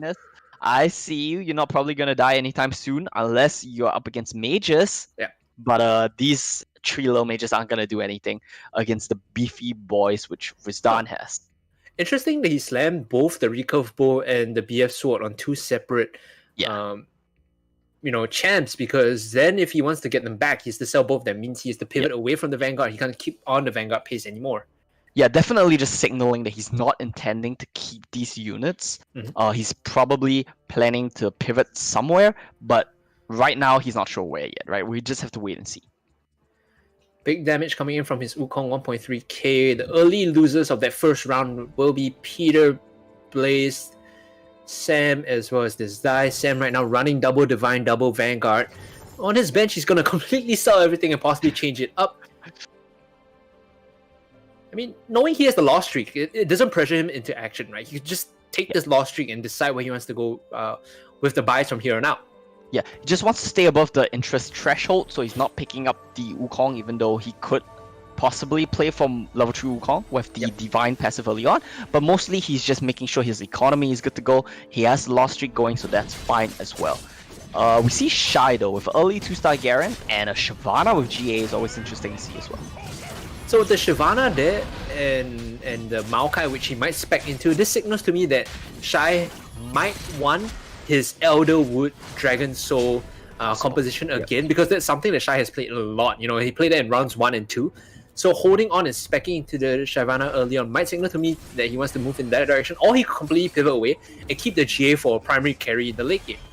Yeah, here we go. Taking a look at Shy's bot, he has the Warlock chosen, so that's going to be nice to tide him over in the early stages of the game. Like you mentioned, right? Dragon Soul, Elderwood, Mage. It's a possibility. He has the brand sitting on his bot as well. He's just looking around, making sure no one is going the same build path as him. I think that's something very important to consider, right? When you want to play into these Mage comps. If anyone else is building it, it's really rough, as well as you need the right items. You need the tier items, you need the Chalice of Powers, you need the Hextech Gunblades. Yeah.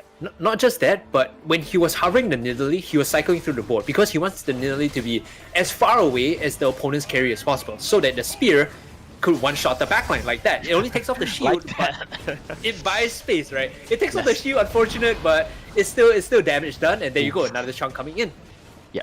So definitely very strong units early on in the game. He just needs to make sure he can keep them rolling and make sure that he keeps his interest good to go. I think that's a very important thing to look at right now. Dude, look at the Spatulas. Spatulas, though.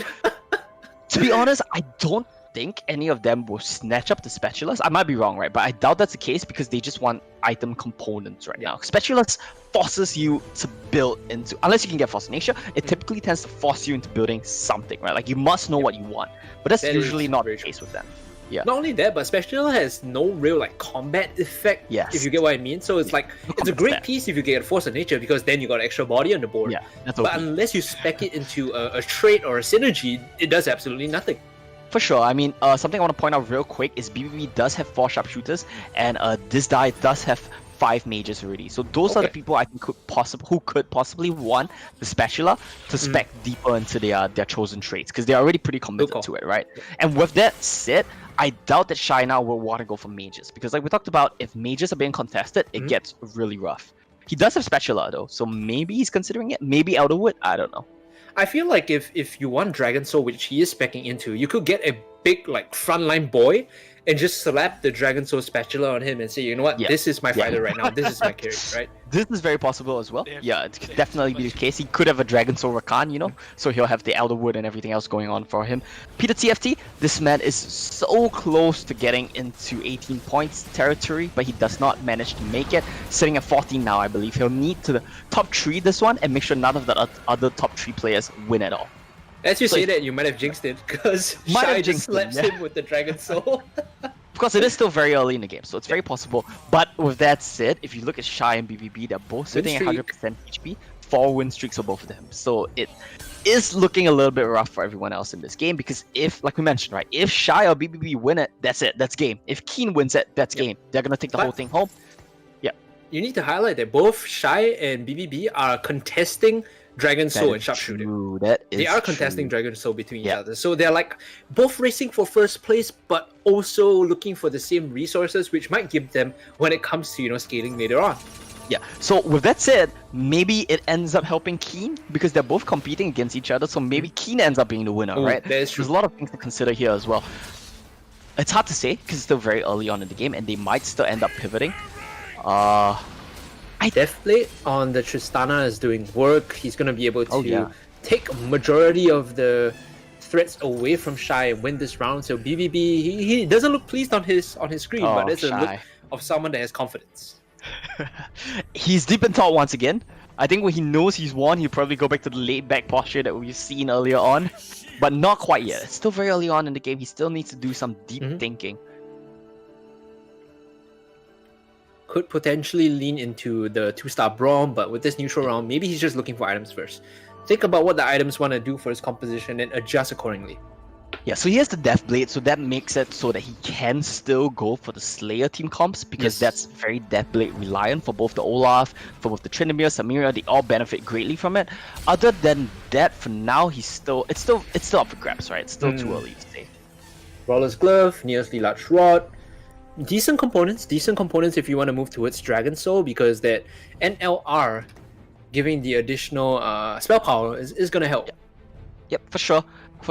There's a lot of things he can build it into, so it's too early to say right now, but we'll have to wait and see. Sequinox hits level 5. Might be the first one there. Blaze TFT though, as well as Peter TFT sitting at the bottom of the table right now in terms of health. Not looking to be the best game for them just yet. Okay, he gets Level the 2 6 Vanguard. for BP. Level 6, Yeah, 2 level Vanguard. 6. I actually didn't notice that. That's crazy. But his economy is not the best right now. I think he's confident because he knows that if he keeps win streaking and if he keeps winning, he can kind of make up for not having the best economy. So that's probably his thought process right now. But if he loses a round, then that's where it starts to get a bit tricky. Yeah, I agree. He spent a lot of his money buying the levels to get 6 units on the board. If he doesn't recuperate any of this, he loses a lot of tempo. He drops from first to second to third. Yeah, for sure. And then he has to start loose streaking to try and pull himself back into the game. Now let's take a look at Wirid right now, or this guy rather. Same name, same person, different name. He has the mage team comp going on, also contesting Dragon Souls, but he doesn't have best items for it just yet. Blue buff on Bran is nice, but he'll have to sell the Bran eventually, right? You don't want to waste the blue buff on the Bran. And that's gonna be where it starts getting tricky, because then he'll either need another mage or he'll need to find another chosen mage, which is pretty hard to do actually. So it's a bit of a tricky spot for Wirid. He's comfortable right now, but how will he pivot off of this? And given the mechanics of Chosen, you don't see any more until you sell your current Chosen, right? So the problem there lies in you experience this immediate loss in power because you lose your Chosen mage, and then you kind of have to wait around and hope you RNG into it. Maybe you roll into it, maybe you find it on the shop, and then you get back to your original power point or slightly higher. So it's a gamble, no doubt. Whether Wirid wants to make the gamble is the question. It's a pretty big gamble. There's so many traits in the game. The chances of you actually just getting a mage, the exact thing you're looking for, it's gonna be a little bit rough. And it has to be not a Brand, not a Twisted Fate, because these units get useless. So it's very situational, and it's a very tough spot for him to be in. Want to point out that Keen is also playing Dragon Soul. So all top 3 players are all contesting Dragon Soul. Man. All top 3 are contesting Dragon Soul, as well as this guy is also contesting Dragon Soul. So that's 4 players right now with Dragon Soul comms building up. So this is something you talked about a lot, right? Dragon Soul power, Dragon Soul being one of the contested things, and that's exactly what we're seeing in what could be the final match of the day. Yeah, the value of Dragon Soul is just so insane because not only do you have multiple components that make up the synergy, but they all branch out into something awesome as well. You can do Dragon Soul Mage, you can do Dragon Soul Slayer, you can do Dragon Soul Duelist. Like, whatever you want, Dragon Soul has an answer for you, right? It's just how you want to spec into it. And I think teams, or rather players, are understanding this. They're going heavy into Dragon Soul, even if it means contesting the same pool of picks. Yeah, because Dragon Soul is not your primary carry, right? So even if you don't find the perfect Dragon Soul units, you're okay with that because you can pivot off of it, because Dragon Soul units, like you mentioned, are so flexible. So that's great to see as well. The flexibility that we always want to see from these players really showing in action here. BBB starting to really cash in on interest as well as win streak. He is going to be making a lot of money. Doesn't even have fortune this time around. Doesn't need it. He's happy. Hasn't lost a single round either. He's still sitting on 100 health. Like, that is a perfect game so far for BBB. Yep, and Keen is also on fire right now. The exact top 3 that we were expecting to see are really smashing their way through this game so far. BBB, you can see on your screen, just taking a moment to reset and think about this carousel. He's just cycling through his opponent's boards and potentially previewing what they want. The Kali So of the what's- spatula is open. Spatula is open. Not anymore. Shai's gonna grab that one up. That's the curse of being first place, right? It looks like he wants the BF sword, and he's probably gonna get it. Unfortunately for Kin, you hate to see it, right? When the carousel goes away from you, that's really the most tragic thing, and that's exactly what happened to Keen. A bit unfortunate for him, but BBB is gonna be happy with that one. Yep, so all the items picked up, all the carousel choices done. He's gonna sell that immediately, get the BF sword. Has the Tryndamere too, so he could pivot Here we off go, right? if he wants. This is kind of what we were expecting, right? He has the items needed to pivot into Slayer, so it's very doable for him right now. He's not gonna put it in yet because it's gonna hurt his combat power too much. Jinx it. There we go. Caster kills once again. Slayer not gonna happen just yet. Maybe He in his wants head, he's power. thinking like, all the strong opponents that I need to be wary of, I've already played in the past in this round, so just lowering my combat power doesn't hurt either, depending on who he's playing against, right? Yeah, that's true. I mean, I don't think scaling is super on his mind right now because he's still comfortable with the state of the game and he has the levels to go with it. So even if he doesn't have the best units right now, at least he has the background of a strong levels to help him. Looking at your screen, you can see Shai decimating his opponents with the counters, Right. sharpshooter, and warlords. Like, that is Was enough key to- board presence to just do away with any threats his opponents have. Yeah, for sure. Smashing his way through Keen. The sharpshooters, he has a lot of them, but they're all pretty low level. 1-star Tristana, 1-star Teemo, 1-star Sivir. He needs to get these guys up and running because at this current state, they're going to start losing pretty soon. Yeah. I mean, he has them very early on, right? So that's great. And as well as they're very high level. Like, he's level 7, so he has a lot of them. But he needs to get levels behind these actual units. Yeah. If he wants to continue down this road, he has to start leveling them up. The question is whether he can find the pieces, because like we said earlier, everyone's contesting sharpshooter and Dragon Soul is like, how many are there really for him? Like 29 is your given number, but you might have to do the quick math in your head and say, okay, there's a 2-star Tristana there, there's a Teemo there. Can I really get to the point where I'm comfortable rolling for it? Right now on your screen, BBB is having a pretty decent goal against his opponent. In fact, the Tristana with the Death Blade is just gonna rip Shai apart and ensure that he keeps his 100 health total. A little bit of the shake of his head. Losing to a sharpshooter team comp as well is gonna make it that much more bitter because he knows that he has the weaker sharpshooter comp right now, so it's gonna be a little bit rough for him.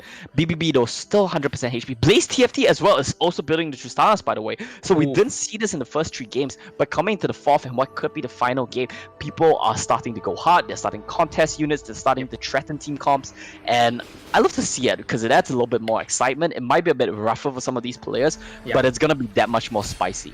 BBB finding the Olaf actually Transition, might decide to pivot towards it depending on the items he gets in this neutral round. Gets the Giant's Belt and the BF Sword. Is this a potential Olaf buy though? Has the Tryndamere too, could just slam it down if he wants. Yeah, so he looks like he wants to go for the Slayers, but beyond anything, he wants to go for level 8 first. That's the most important thing on his mind right now. The earlier he gets it, the better. With 10 plus win streaks in his pocket, he's going to be making a lot of money, 50 gold interest coming back to him as well. At 4-1, we saw 4 people pick up level 7 already. Of course, BBB was there before them, so level 8 is the next option. I think by 5-1, he could potentially be staring down level 8. Yeah, he definitely should be hitting level 8 by then, and then it's really... it's going to be really interesting to see how he pivots around, which of his sharpshooter units he opts to sell. I believe all of them, and then he'll just try to transition fully to Slayers plus Dragon Soul, but we'll have to see. Now, he is a little bit weaker right now because he just transitioned, but even with that said, he is still more than... He's comfortable. He has enough to take down Peter TFT. I look at his comp, the one that doesn't have any value, like looking at this board right now, is the Nidalee, right? Because she's only adding Sharpshooter, but she's not adding Warlord. So you could rush to 8, try to find, a strong Sharpshooter and hopefully get to the point where that is your primary carry, right? So just looking across the board, like what options do you think might be the best for him in terms of Sharpshooter? Like Samira probably is the best. Like you don't want the Sivir, right? So it's Samira. Yeah, it needs to be Samira. You need one Sharpshooter to buff the Samira at least. That's typically how you would see them do it. Other than that, I think he needs a Samira, which means he needs to get to level 8. And other than that, he needs levels behind his Olaf and Tryndamere. Because to be honest, at level 1, they do get pretty useless. They do get popped, Yeah. So he needs levels, and he needs basically levels for himself and for his units. Okay. We'll keep an eye out if you can do that. Rizdan on your screen. With the big Galio trying to make a stand that at least does very little damage, but with the TF just autoing behind, throwing the cards out, might just be enough to finish off the primary targets.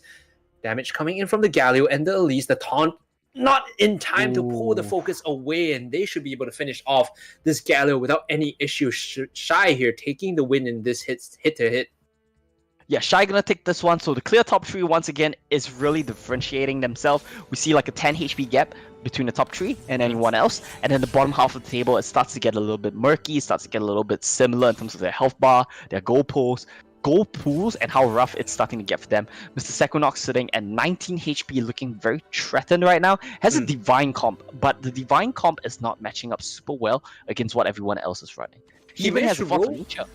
Yeah, he has a Force of Nature. He rolled the early Yon, right? So Yeah, he also has the Spatula waiting on the KO. Despite being in the lower standings, the RNG is making up for it. So he needs to find a win desperately here.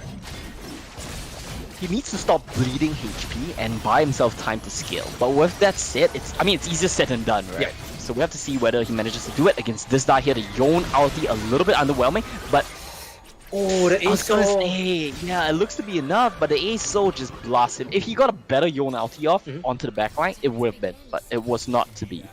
Now the question is, does this come down to positioning? Because it's something we caught Sequinox out for a lot right before this. It's saying like him stacking his units in a corner of the board is not paying off. He might just get another FON here if he gets the Samira, and he denies the Samira pick too.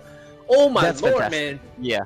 He gets it for himself as well. Unfortunately, he doesn't have any great Samira synergy. He can put it in, but it's not going to synergize super well if anything. He doesn't Slayers, he doesn't have the sharpshooters. But 2 Force of Natures though, this might be what he needs to get back into the game. Secondary problem though, if he slams down that Spatula on the KO who's holding the first one, that takes up an item slot, right? You don't want your KO to have anything less than 3 combat items. It's not the best person to put it on, but I think he'll take what he can get at this point. Because to be honest, he doesn't have many items either. Oh, can he afford to be greedy with the on is the question though.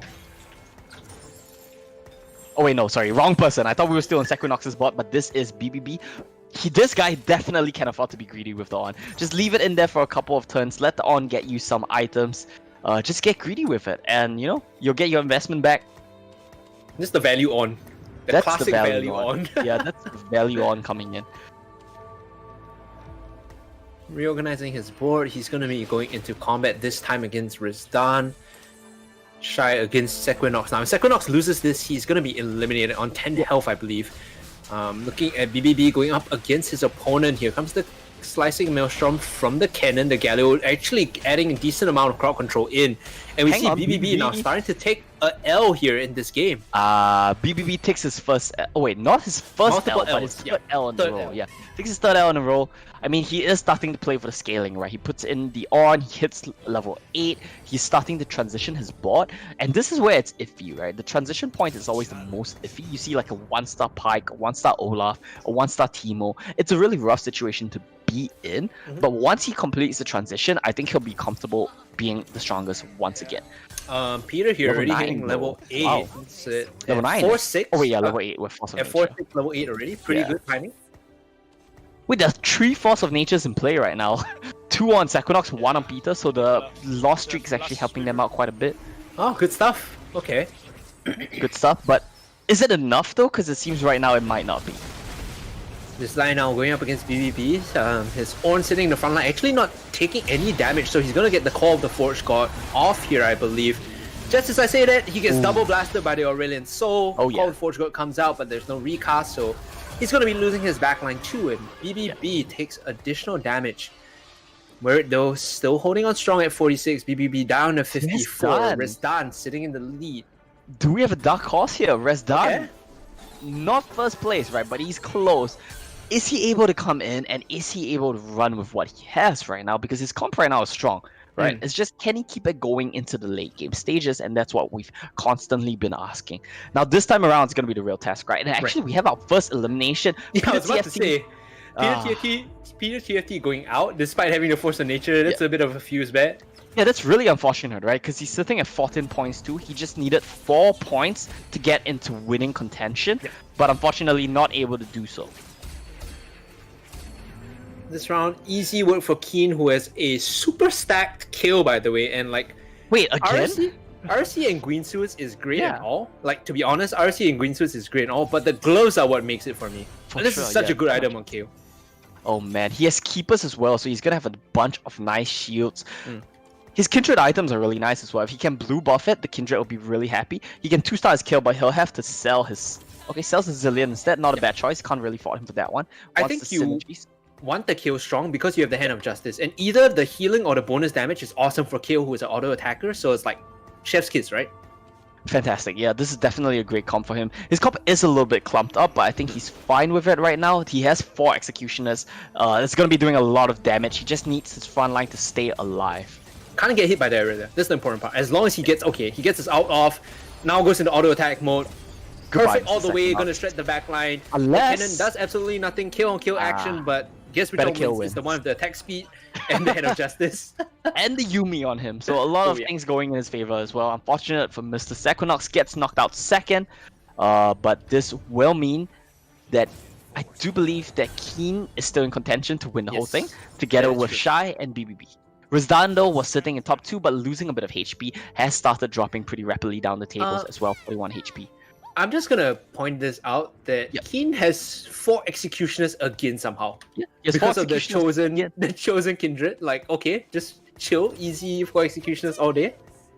He needs to get a tier right now, because if he gets a tier, this Kindred is just going to be casting non-stop, and that's a huge amount of damage when it always crits.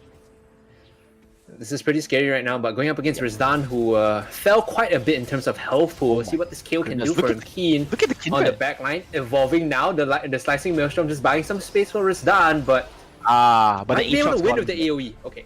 Yeah, the Aatrox unfortunately hard counters the kill, and that is why you need a defensive item and kill. Typically, CC reduction is really good. If you are unable to get that, GA serves in its place as well, because if you get dragged out of position like that, you just don't stand a chance. Good news for Keen is that after playing Rizdan in tree that at that. previous one, he won't have to play him in the next couple of rounds. True, So that like is he true. doesn't have to worry about the Aatrox for a while. Yeah, but he does pick up 3 adepts for himself as well, and that's gonna be a really nice big pickup there. Oh, now yeah. let's check in with BBB, 47 HP. From 100% untouched to 47% HP, he is bleeding quite a bit as well. Yep. Him and Shy are still in top 2, but it's getting really close. If you look at the top 4 HP bars, 47, 43, 41, 39, just, you know, less than 10 HP apart from 1st to 4th. The good And news this- is he managed to find the Samira, right? We talked about Yes, him that is pivoting sharpshooter. He got his Samira. Has the Death Blade, has IE, perfect position to start popping off with the Inferno trigger. Needs to stay alive though. Actually healing up quite a lot now, going for the 1-on-1. Wait And a that minute. Olaf. Oh my goodness, that Olaf with the empowered item coming in from the Yeah, Ornn as Trinity well. Force is gonna be really nice for the Olaf, but correct me if I'm wrong here, was Samira spinning while in GA animation? Because that would be pretty OP if that's allowed. I feel like she did go down and the spin animation carries on, but she doesn't get the damage off if I'm not wrong. Right. So I that's could be just wrong. damage from Olaf then. Okay. Hopefully not, because that sounds pretty busted if that was allowed, but I wouldn't be surprised to be honest. I mean, the Infinity Force Olaf is still a monster, right? Like, if they're focusing Samira, it's this idea that we talked about time and time again. You have this double threat, you present double threats. Either they deal with the Samira or the Olaf. One or the other is going to wreck your backline either way. That is actually a perfect item for Olaf, because everything except spell power is just so good on him. Armor, attack damage, attack speed, crit, health, magic resist. It's all perfect for Olaf, right? He wants to be in there, he wants to be doing damage while soaking damage, and that's perfect. And even then, the spell power just adds to the additional cleave factor. That's so true, it's like, it's a bonus stat. It's not efficient, but it's still It's value. not the best, right? But it helps. So BBB definitely very happy with the state of the game right now. Shy now with 6 counters, has a Samira of his own. So he's also going to be playing Slayer. So he's going to be contesting against BBB. So this is going to be a bit intense here. And they're going to hit here in this particular round. Here comes the Galio, actually buying some space for him. So Shy looking Well, pretty the good, but the Olaf. Inferno trigger rips him apart. And see you Yeah. later, Shy. BBB is This just gonna Olaf. walk over him, dances with the Ornn as well, who got to level 2. This is not a value Ornn anymore. It's a big boy Ornn. That is the big boy on, and this Olaf is just way too strong as well in this stage of the game. Blaze TFT got a 3-star unit, didn't manage to catch what it was. Ooh. That's nice, because when you spin, you're going to be cutting everyone's resistances. So that's going to be nice for him. BBB does not want to pick up the set, just wants to stay in good economy right now. He wants to make sure that he gets the interest back. He wants to make sure that he can hit level 9 is probably his goal at this point. I was about to say, level 9 is super important for them, especially when you're edging each other out like that. And additional counters, additional divine makes it so much more different compared to when you didn't have it. Yeah, for sure. I mean, this is gonna be a Samira in the backline once again with the Obsidian Cleaver, but unfortunately, no defensive items means that it just gets popped. Oh wait, no, that's a different Samira. So that means that this team comp is also running a Samira, and I'm not sure whose team comp this is. The one you're looking that's Blaze at TFT. is That's Blaze Blaze TFT. TFT. So he's it's, also running Samira. big contention on the Samira for them. Right now at 5-7, items coming in, it's double Runans. Ooh. Okay. BBB, where do So you you slap would- these Runans though? On One on Olaf, one on Tryndamere probably Okay. is the play. Yeah. Yeah. Right? So then these two guys will actually have pretty nice items of their own as well. So pretty good spot, honestly. I think you can't complain about it. It's not the best, but Yeah, it's yeah. serviceable, I right? agree. If he gets the level 9 though, he also has the option. You saw him hovering it, the Slayer. 6 Slayers might actually make it for him. Yeah, definitely. It is possible for him as well. Force of Nature or level 9 would be perfect for him to get to that point. Right now we see Shy picking Ooh. up Maybe blue buff just Zillion? adjustments. Yeah, Hand of Justice, Hextech Gunblade, blue buff. Who would you put it on though is the question. Maybe you would blue buff the Zillion so that he keeps resurrecting. Mhm. But if he ever dies, then that's going to be really rough as well.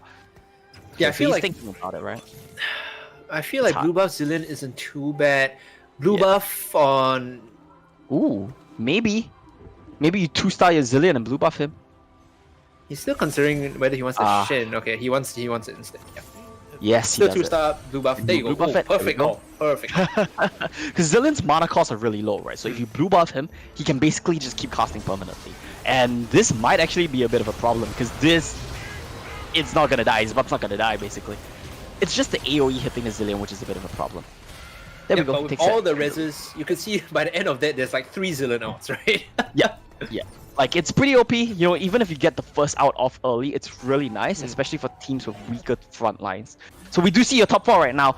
Razdan has been eliminated, so has Keen. So that means that unfortunately Keen, despite his super strong start, would not be able to be our champion here today. It's between BBB and Shy. Of course, we're not trying to count out this die and Blaze TFT, but given the way the HPs are looking I'm just gonna right say, now, yeah, like 7-3 versus 36-27. I'm not a mathematician by any regard, but That's not I looking can great. count. Yeah, I can count, kind of, you know, not the best at counting, but I'll try.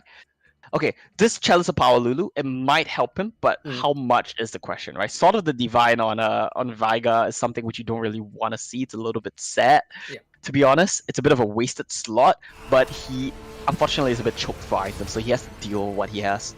Okay, what's going on here? The Infinity Force Olaf is just a beast. I think that's the perfect item for Olaf, and he got it. So BBB, my man, I might want to just congratulate you for taking home 15,000 Hong Kong dollars right now. I love how you're calling it because, like, again, his items and his composition is so Perfect. good, and Yeah. he's just spamming for level 9 just so he can Got put six the layer. Z in. 6 layer. Okay, there you go. Like we call There it, we 6 go. layers. GG. Throws the Darius in just for the buff. Yeah, just for the buff, that's all you really need at this point. You keep your Samira, you keep your Olaf alive. The Runan's Hurricane on both the Tryndamere and the Olaf are gonna be super nice to have as well. Because I do believe the Runan's Hurricane is also gonna be proccing the Obsidian Cleaver stacks.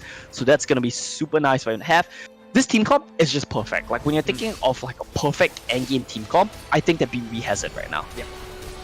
Even And looking at the it's back line, not look at all the even heroes close. coming in though. Wait, it's Olaf actually is, close. is really wrecking them. Call the Forge God coming up, Inferno Wow. Trigger, and he ends it. Okay. Right there, just like that. Ends up it. in the air. A sigh of relief. BBB, your champion. He knows that he has it. Was it his ghost that killed Shia as well at the Yeah, same dude, time? he killed them all. He's that good. Like BBB is that good. He ends He the is game by that himself. His ghost ends everyone, right? Yeah, he starts off a little bit slow in the first 2 matches of the day, right? He ends in the top 3, so still pretty impressive performances from him. But the last 2 matches, just a masterclass. He just destroyed them. And again, this goes back to the idea. You don't have to finish first all the time. Remember Keen finished first in 1 and 2? Yeah. Failed to find his footing in 3 and 4, right? But it's BBB who has the consistent showing. 1, 2, 3, all the way he manages to climb into top 3, and then the final one where it counts. First place with a very nice composition, as Omo described, the perfect endgame. Hits the 6th layer, hits that Samira with the sharpshooter buff, and all the items that you ever need to carry. Yeah, it's really perfect. Like he manages his economy really well, and I think he manages his pivoting really well as well. Not to mention positioning is always on point, right? He always pivots at the right time, takes some else, but that's fine because that's what you have to do to make sure you secure your late game, right? Yeah. And I think BBB will be very happy with his performance here today. He was one of the challenger players we said to look out for coming into this, That's and true. he definitely lived up to expectations. Of course, commiserations to everyone else who played here today as well. Shy and Keen, no slouches from them either. Very respectable performances. Gonna be taking home second and third place. Pretty nice chunk of change there as well. But Yeah. congratulations to BBB, our champion.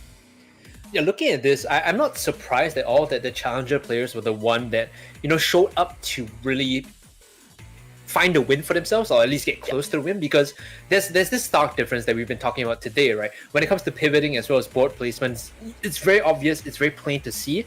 But BBB has always showed that, or at least showed in the past 4 rounds, that he's quicker when it comes to thinking on his feet. Oh yeah, for sure. And I think his transitions were definitely the thing to look out for. Like when he's transitioned, how he did it and how smoothly it was. Like he did it with minimal weaknesses. So typically when you would transition team compositions, you would be really weak for that period of transition. But he manages to do it so that he doesn't take too many L's when he's transitioning. And despite having his team comps being heavily contested in that game as well, I think he managed his economy super well and came out with a win at the end of it. Of course, like the previous game, we could say there was an element of luck playing into his Fortune team competition. Yeah, this time I was around, about though, to say that, right? Like transitioning with Fortune is usually the toughest part because you got to take a lot else. But if he's like winning and cashing in, you have to like give him some level of RNG respect. Yeah. He definitely had a bit of a lady luck on his side in the previous game, but overall just solid performances throughout the day, and I think he'll be very happy with that. Walks away with 15,000 Hong Kong dollars. I know I'll be happy with that as well. Yeah, looking at today though, I just want to ask you, as a TFT player, someone who is a fan of the game, any lessons you want to take away from you or like tell our viewers about? Because positioning is king. Positioning is important? Okay. Yeah, you can't control your roles, right? Like you're managing your economy, all of that. I think everyone has a decent idea of how to do that. There's really simple guides online, right? When do you roll? When do you save your money? These kind of things. It's pretty easy to pick up on, but positioning is something which, to be honest, I don't really have to hang off as well. And watching how these top players do it here today, I think there's really a lot to take away from that. Yeah, for me, it was also like reinforcing my idea that early openings such as, Sharpshooter and Marksman and Sharpshooter and Dragon Soul, are like really strong pivot points because you can always decide where you want to go from there. Like there are pieces of both these sort of drafts that allow you to pivot outside and get to a stronger late game. Yeah, for sure. I mean, early game being strong is a very important thing because, of course, it helps you secure your early win streaks, your early interest bonus. It's not everything, but how you transition from that is everything. And once again, congratulations to our champions, Black Big Big, BBB from Chinese Taipei, 26 points in rounds 1 to 3 and 10 points in round 4 because he was the winner of it all, totaling 36 points. That's super impressive considering you only needed 18 to be in contention to win it all. He doubled that. You know what's interesting? When we're looking at his player profile, this guy has been playing since like preseason season 1 of TFT, right? So he has the experience. He knows how all the sets work. And like one of his confessions is like he's crazy into TFT, hoping that by showing his skills here, it's like a platform for him to show that the Chinese Taipei TFT is the best. Like he wants to be the shining star. He could definitely be that. I mean, his performances were really impressive, and that's definitely a name which everyone who's watching should be looking out for. Black Big Big, very impressive performance coming in today, and I think that going forward, this man has a lot to show. Of course, commiserations to everyone else as well. Keen and Shy, 1 point apart. Very impressive performances from them. Raziad as well. Started off slow, but managing to bring himself into 4th is not a bad performance at all. Rounding it off, we have a bottom 4 of Rizdan, Peter, Werit, and Samuel. Yep, unfortunate our Singapore representative didn't do so hot. Over there, like, well, it is what it is, right? It's just a big oof, but it's a learning experience. It's a learning experience, right? You come into this tournament against, such stacked opponents. All you can really afford to do is learn from between round to round, right? I think that's the only way you actually find value coming into this tournament because you're not slated to be a favorite with your experience versus someone like BBB who's been playing since season 1, right? All right, so to be honest, I mean, everyone here put on a pretty decent showing, but our top 4 especially, I think Raziad was the one that actually really impressed me, because coming into it, I believe he was a diamond player as well, right? Yes, that's so true. ending off in 4th is a very impressive performance from him. He had some pretty solid team compositions that he managed to put together, and overall ending off with 16 points and 4th place is a pretty impressive showing from him up against the stacked opponents that he had here today. Yeah. Of course, we do see a clear gap in the top 3 versus everyone else, sitting at 26 plus points versus the next closest at 16. Yeah, it's really impressive to see him like be that consistent, right? Ending in 4th place after Peter, who actually did pretty well in 3rd round, kind of dropped and fell down to 15. So all of that is just goes to show that when you play TFT, the consistency is key. It's not about one round; it's how many successful rounds you string together. Yeah, definitely. How many successful rounds, and when you're playing in the tournament format, how many successful matches you can string together in the top 3 and the top 4. That's where it really matters, right? You won't win every game, but how consistent you are is what really makes a difference. Yeah, and I believe with that we have come to the end of the show. But before we go, we'd like to thank the people that put all this together. It was the Esports Association Hong Kong for organizing, our proud sponsors Cyberport, as well as the support of all the individual esports associations and federations from Macau, Chinese Taipei, Thailand, Indonesia, Singapore, and Malaysia, and of course the Asian Electronic Sports Federation, to make sure all this came through, all of this happened without any hitch, because of course it is a remote broadcast. There was a lot of coordination going on behind the scenes. So thank you so much, guys, for making this happen. It's been awesome, casting TFT today with Omo here. Hope you guys all had a good show. Any last words, Omo, before we close it out? Yeah, no, I'm super excited to cast TFT. To be honest, I think the matches were great. I think we learned a lot from that as casters and players of TFT. And with that said, I mean, look out for BBB. I think he put on a tremendous performance here today, and that's all for me. If you guys love our casting, you enjoyed what you saw here, our social media tags are just below us. Head on over to follow us on Facebook and Twitter. I believe that is it from us here at the casting desk in our respective homes. Again, on behalf of production and everyone that organized this tournament, thank you so much for tuning in. We hope to see you next time, and have a great Sunday.